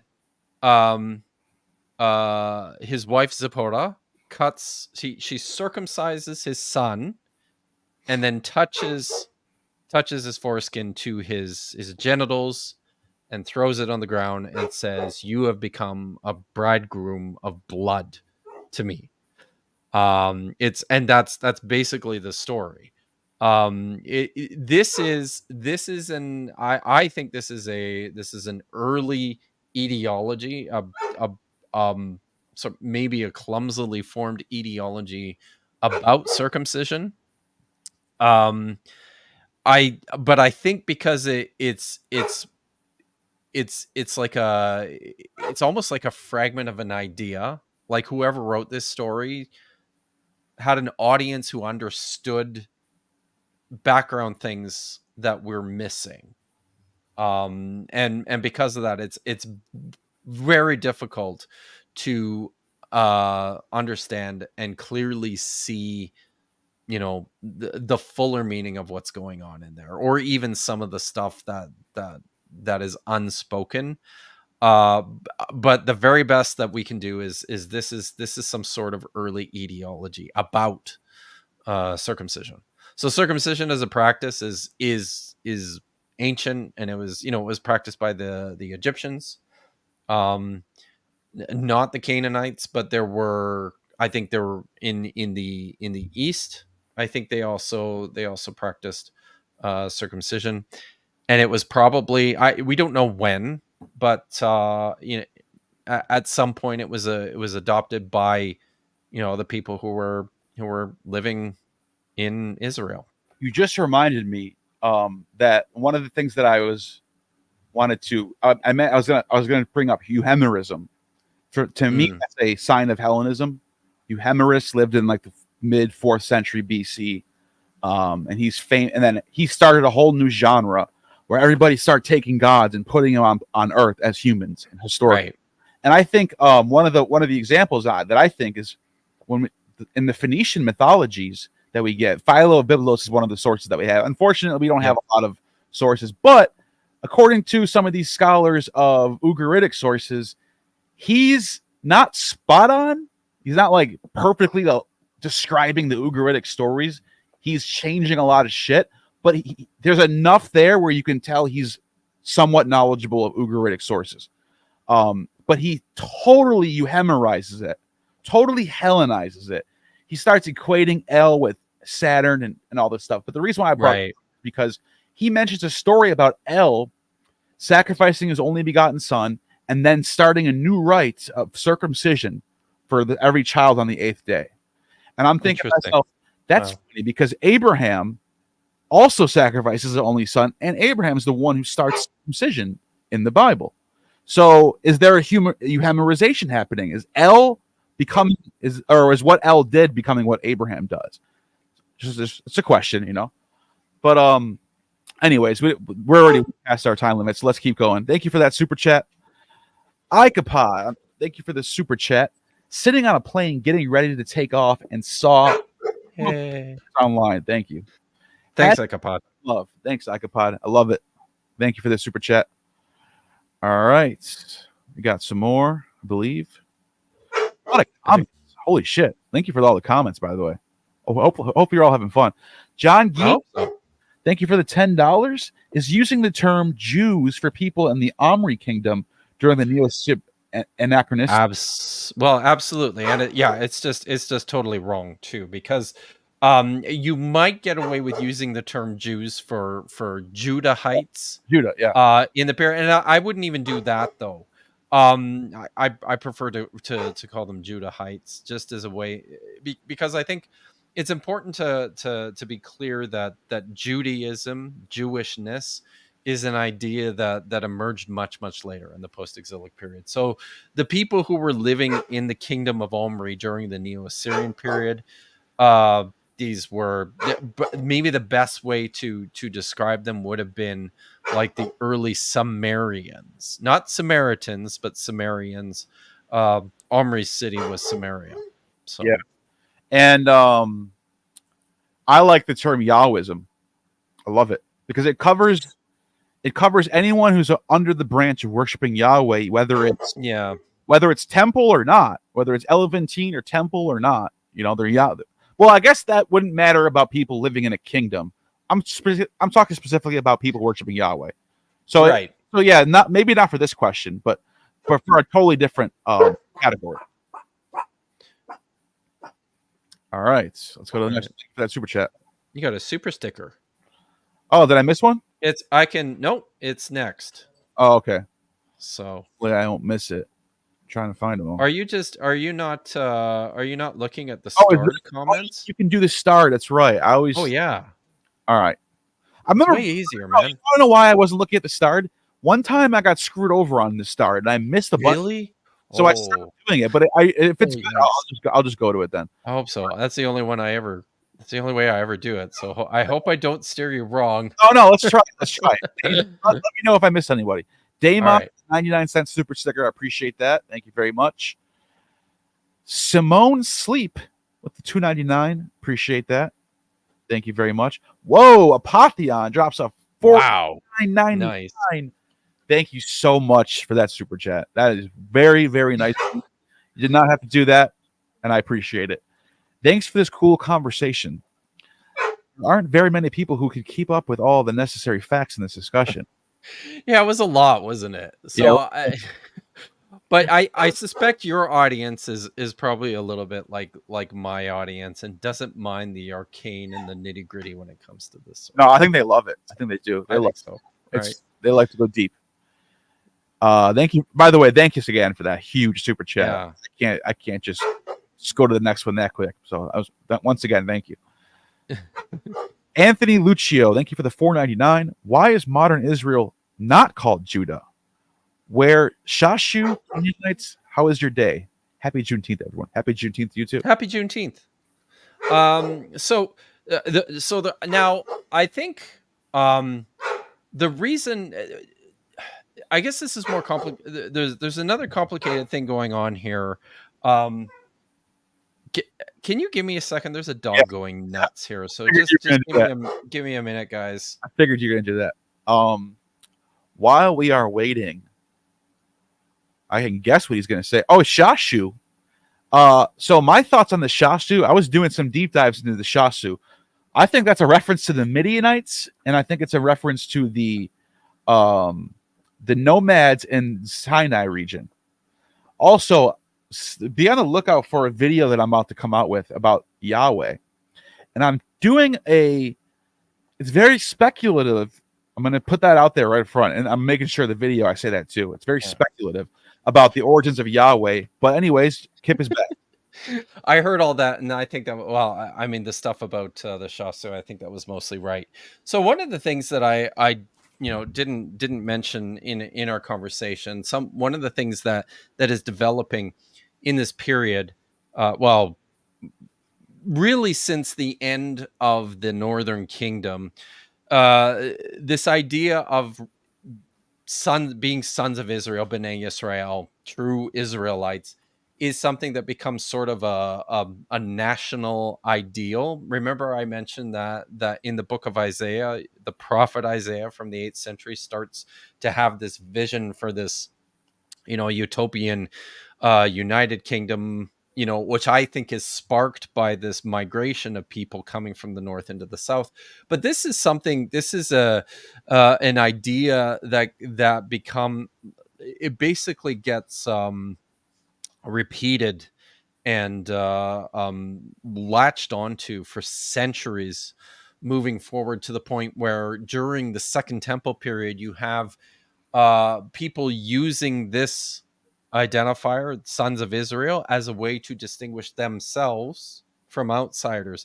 It's one of the reasons why the Samaritans were called Samaritans, is because the true Israelites, the true sons of Israel, were distinguishing themselves from them.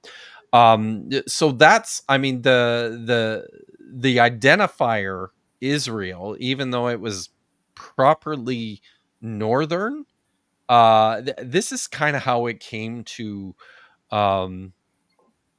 encapsulate the entire region, really.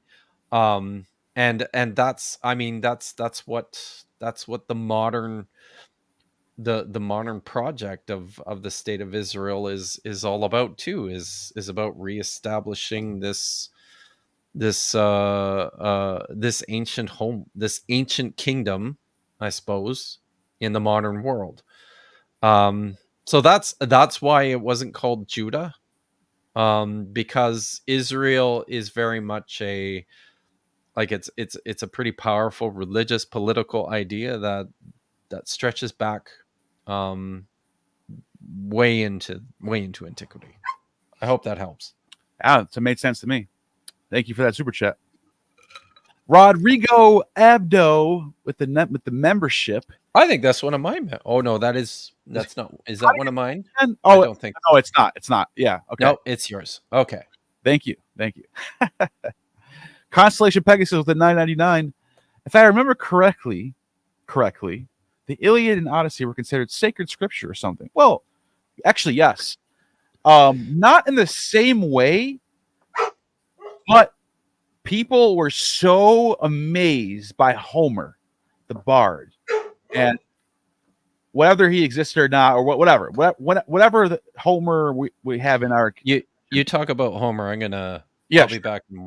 Homer was such a game changer to the Greek world that the archaeology.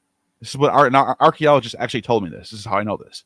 The archaeology in that period reflects things we find in Homer. So, like the way they offer sacrifices is like exactly how Homer describes it. It's like when they dig up these sites in that Homeric period, the 700s BC, something like that, 600 to 700s BC. They find people lived as if they were in. It's like people were so influenced by the Homeric milieu. It was such a world changer. So yeah, does that make it sacred? I think so. And obviously there's a lot going on with the Iliad as far as like the gods intervening on human affairs. So yeah, it's scripture. I mean, I guess you could call it. But it's more like music. Homer is performed by a bard playing a lyre. So, which is like Psalms. I would compare it to the Psalms if I was to say where I compare Homer to the Psalms. Anyways, thank you for that super. Oh, do you want to say anything about that? Nope. Okay. Well, this one is for you. Hard work is it's got your little symbol on it, so it says, "Thanks, Kipp, for being cool. Finish your dang book." I'm trying. It's a big book. I've written about 115,000 words. And I still have probably like 5 chapters to finish. So I'm just presently finishing my chapter about the development of literacy and the connection to religious traditions in ancient Israel. So and then next I'm going to be talking about the archaeological the archaeological landscape that informs us about ancient Israelite religion. So it's coming. I wish it was coming faster, but man, it's some days it's hard to find the time to write. So, but it's coming, guys. Nice. This one is also for you from Aramgard. Aramgard. Is there much evidence for Abraham and Isaac traditions pre-exile? That's a good question. Like we have with Moses and Jacob. Yeah. No, this is one of those things, right, where I think these are probably, and I have no idea where some of this stuff comes from, but I think this is probably later development. You see as I'm thinking through this, you see this mention of the God of your fathers, God of Abraham, God of Isaac, God of Jacob, appearing in the Deuteronomistic history. So, but I don't know if you can trace that back to a pre-exilic layer, or if that's part of post-exilic editing. But yeah, them in particular, Abraham and Isaac in particular, seem to be. It's interesting because they seem to be sort of bit players in terms of the ways in which the text describe the founding of the nation of Israel until you get to Genesis, which, as I mentioned, is in my opinion one of the later books of the Hebrew Bible to actually have been written. So yeah, it's I'm on this mean tilt for the Dionysian Yakos thing, right? I know I keep bringing this up. I couldn't tell. Yaakov is one letter off, literally one letter off of Yakos. And there's another form of Yaakov, Dionysus, Yakon with an end at the end. So there's no Yaakov, but it's one letter off. Now it's dangerous. It's dangerous doing those sorts of I love danger. Those sorts of comparisons. I love it. I love it. But well, you know, Jacob is described as a vine as well. You know, that's one thing. But here's the thing though. People don't know Dionysus. They know the Roman Bacchus. They know the wine frenzy drunken fat Dionysus. The farther back you go, when you get into the Bronze Age Dionysus, it's a god of life. It's a god of water and like moisture and the raising of crops, not just grapes, but all types of fruits, all types of vintage, and prophecy and divine inspiration. So it's a lot deeper than just this party wine god. It's a lot deeper, a lot more going on there. One more thing I want to say about this. As far as the Abraham and Isaac traditions go, this to me, this goes back to the Elephantine thing. It's like you would think you not only do you think to find it there, but like, for example, Homer's Iliad is dated to 750. I think sometimes some people go to 800. I think some people go to 800 BC, 9th century. I don't even know. I don't even know where I have no idea why those two things vary. But I do know there's an archaeological discovery called Nestor's Cup, and it's the pottery is found in a town that was dug up from the 8th century BC. The pottery lines up with all the other 8th century BC pottery. It's pretty much not guaranteed, 99% that this is a 750 BC dated, and it's got a little quote from Homer on there. Not only that, you have grammarians in the 7th to 6th and even 5th century in Athens. There's a huge grammarian. The Indians do this too. The Indians are extremely literate, like probably just as much as the Greeks are. They have like all these people writing about other authors, and they're like debating each other, sort of like what you see in like later Talmudic Jewish literacy, like that type of stuff. A lot of back and forth, a lot of commentaries on Homer. There's like Homeric scholars. Even Plato's Ion. It's this guy Ion he calls himself a Homeric. He calls himself a rhapsode, but he's like, I'm also a scholar of Homer, and I know all about Homer. So it's like this very scholarly atmosphere going on. And so the thing that this is what drove me down this whole Hellenistic dating thing, is I'm noticing these webs of text where Homer is dated to a certain period. The Torah is dated to a certain period. The Vedas are dated to a certain period. What I'm looking for is when these texts are cited, and when you start to see webs, someone citing it, someone citing that person, Hecate of Deir, Alexander Polyhistor, Manetho, Berosus, and then all of a sudden and then you get like a whole web of people citing each other, and you can't deny it. Like it's so the evidence is just like there's obviously something going on in this period.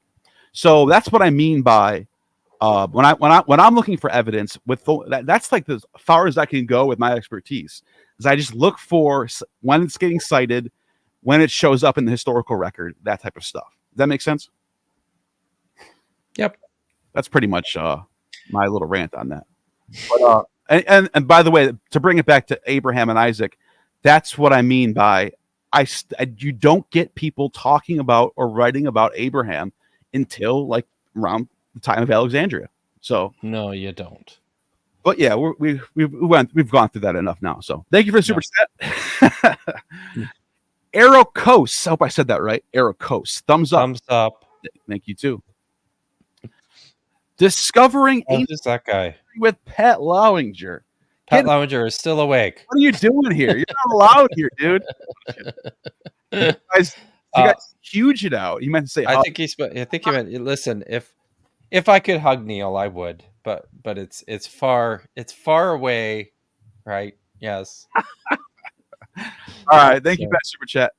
Oh, look who's in the house. oh History yeah. Valley is in the house. Jacob Berman. Go subscribe to my boy, History Valley. He's doing big things over there. Do either of you think that, given that there are references to Moses, perhaps before the Torah existed, that also doesn't attribute a Torah to Moses, suggests that he was a later recast as an author, when at one point he was not? So yeah, like I think the Moses figure is something that comes out of what scholars call the Levitical school, basically. And this is one of the reasons why Jeremiah mentions him. Interestingly, mentions him in conjunction with Samuel, who is also part of this Levitical school. This is the priesthood that's attached originally to the northern sanctuary in Shiloh, the very, very ancient northern sanctuary in Shiloh, but which ended up in Anatoth, which is just on the outskirts of Jerusalem. That's where Jeremiah came from, and this was also part of Josiah's cultic reforms had to do with the elevation of the Levites, and this is something we also see happening in the Persian period as well. Is this focus on the role of the Levites? And I think the reason it's out of this milieu that this Moses figure comes from. So within, and his first appearance is probably in, like, out of all the Torah books. I mentioned that I think the book of Deuteronomy was probably the first one that was finished in the form we have it today. So it was probably the first book where Moses was featured as the primary character, and it's also the only book in the entire Torah where Moses writes anything. So yeah, I think you're right about him being recast later, and taking on this role. But importantly, I think people also need to clearly see that later interpretations read this onto him inappropriately. Like, Moses is nowhere, wasn't considered or mentioned as the author of any of these texts, Genesis, Exodus, Leviticus, Numbers, certainly until much later in time. You know, this is a very late Second Temple idea. Yeah, and by the way, Hecateus of Abdera, when he writes his story about the fact that he's writing a story about Moses before the Torah is finished, or what before we get this mid 3rd century, tells you there is a tradition going on. Yes. He's floating around. He's an idea. He's out there. By the way, I just want to mention something before people call me crazy. By the way, I think Bart Ehrman thought I was crazy for talking about Moses as Musaeus. I asked him that. So just a quick little rundown of the history. He had a course going on about who is Moses, is their historical Moses. And I jumped in to promote the course, and I asked him what his thoughts were on Moses being Musaeus. And he looked at me like I had 3 heads. And look, all I'm doing, this is Artapanus from the Pseudepigrapha, and he writes, as a grown man, he was called Musaeus by the Greeks. This Musaeus was the teacher of Orpheus. I'm like, I don't, maybe Bart just didn't know the source. Fine, I don't get it. This is a very obscure source. I get it. But like, he thought I was crazy for saying this. And I just want to show people who this character is, because if this is somewhat true, or maybe not true, but just to show people who this guy goes back to like the 9th century BC. This Musaeus character. He's so ancient. It is spelled differently than Moses. Yes, though. yes. Look, here's how it's spelled. Mosaios. And it's Greek, so it's obviously going to be spelled. Yeah. So, well, I mean, even like the Greek version is different too. There's different versions. There's Musaeus. Look, there's Mosias and then Musaeos. So yeah, it comes out differently in different parts. The Alexandrian spell is named differently than the people in Athens. So one of them is with Musaeus, the other one's Mosaeus. But this guy is so ancient that as soon as you start finding Greek text, he's there. Like he's in the oldest Greek text that we have. Musaeus is there. So I can see why the Alexandrians were tempted to make this connection. That's all. Right. That's all. I could see the temptation there for sure. It's yeah, and you know me, I just like I like going into that kind of weird stuff. Yeah, you do. What I'm known for. I don't. What else can I offer to the table? You know, I gotta be able to give something. You know. Thank you, Will Mose. What do you actually disagree on at the end of all that? I think you need to read it. What do you actually disagree on at the end? Right. We don't actually disagree on much, except. Well, I would say I think the big disagreement between Neil and I still would be the extent to which the Torah was redacted, edited, and added to in the Hellenistic period, and also probably with regards to how far we can take some of this Hellenistic influence. You know, I still have serious reservations about connecting Greek texts to lots of stuff in the Hebrew Bible that you would probably be like, dude, it's right there. Well, I think whether it's Platonism or something akin to what Platonism becomes, I think you can draw comparisons to what's going on with Yahweh in Genesis, the way he's presented. I think you could say he's like Platonic, if not being influenced by Platonic. Maybe, yeah, I would say maybe in parts of Genesis. Right. So because there's some of the what I would consider the earlier texts in Genesis present this very corporeal God. Yeah. 100%. Right. So, anyways, there's still plenty for Neil and me to disagree about. Yeah, we'll have fun doing it. So, thanks for that super chat. Oh, I like this one. Artemisinian. Is that how you say it? How does Asherah fit into the mystery? So. Well, I mean, I think Asherah is sort of the forgotten player in all of this. You know, in the pre-exilic period in particular, the Israelite religion was Canaanite religion.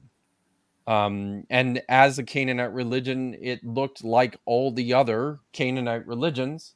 So the worshippers of Yahweh, who were, you know, many of whom were also probably worshippers of Baal and El, were also worshippers of Asherah. And we're told several times in, you know, the Hebrew Bible that there was an Asherah pole in the temple in Jerusalem. So I think what happened as a result of first the Deuteronomic reforms of Josiah that took place in the end of the 8th century, beginning of the 7th century, the Deuteronomistic reforms that occurred there really removed Asherah from this Yahweh cult, and then after, you know, in the post-exilic period, when these traditions were being collected and formed into these groups of texts that as we have them today, there was this intensified effort to really just remove any elements of the Asherah from the cult. So yeah, Asherah got the short end of the stick in this. By the way, you and I have talked about this on my channel before. This particular verse right here from Jeremiah, I love this passage. Oh God, I love this. Oh, so stop burning incense, Queen of Heaven, and pouring out offerings. we had nothing and have been perishing by the sword of famine. Yes. It's like, why would they admit this?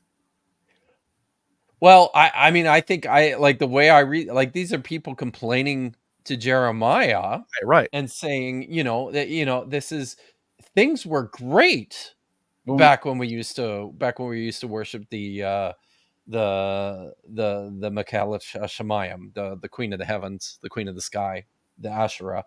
Why would we just restrict our obeisance to Yahweh? Like, that doesn't make any sense. right. It's a great chapter. And I think it also, it's a really useful text for gaining kind of a window into what this religious world looked like. But you have to read it carefully, right? You have to read it through the lens of a polemicist. Like, this is a polemicist doing his best to abrogate the worship of Asherah. So you can't just take it at face value, right? But it's a great text. Jeremiah 44, the whole chapter. Good stuff. All right. I think I got one more. Yep. And then I got to run. Yep. That's you. That's at your. Okay. Hail Nero. Hail Gnostic Informant. Hail Dr. Kill. That's awesome. Thank you, My Unfinished Journey. Thank you, Neil, for doing this with me this afternoon. This was good. I had a blast. Yeah, I had fun. We'll do more in the future. Thanks for everything. And that's it. Yeah, we can hit that outro and get out of here. Excellent. Let's do it. All See right. you, everyone. See you, everyone. Oh, you have just attained true gnosis.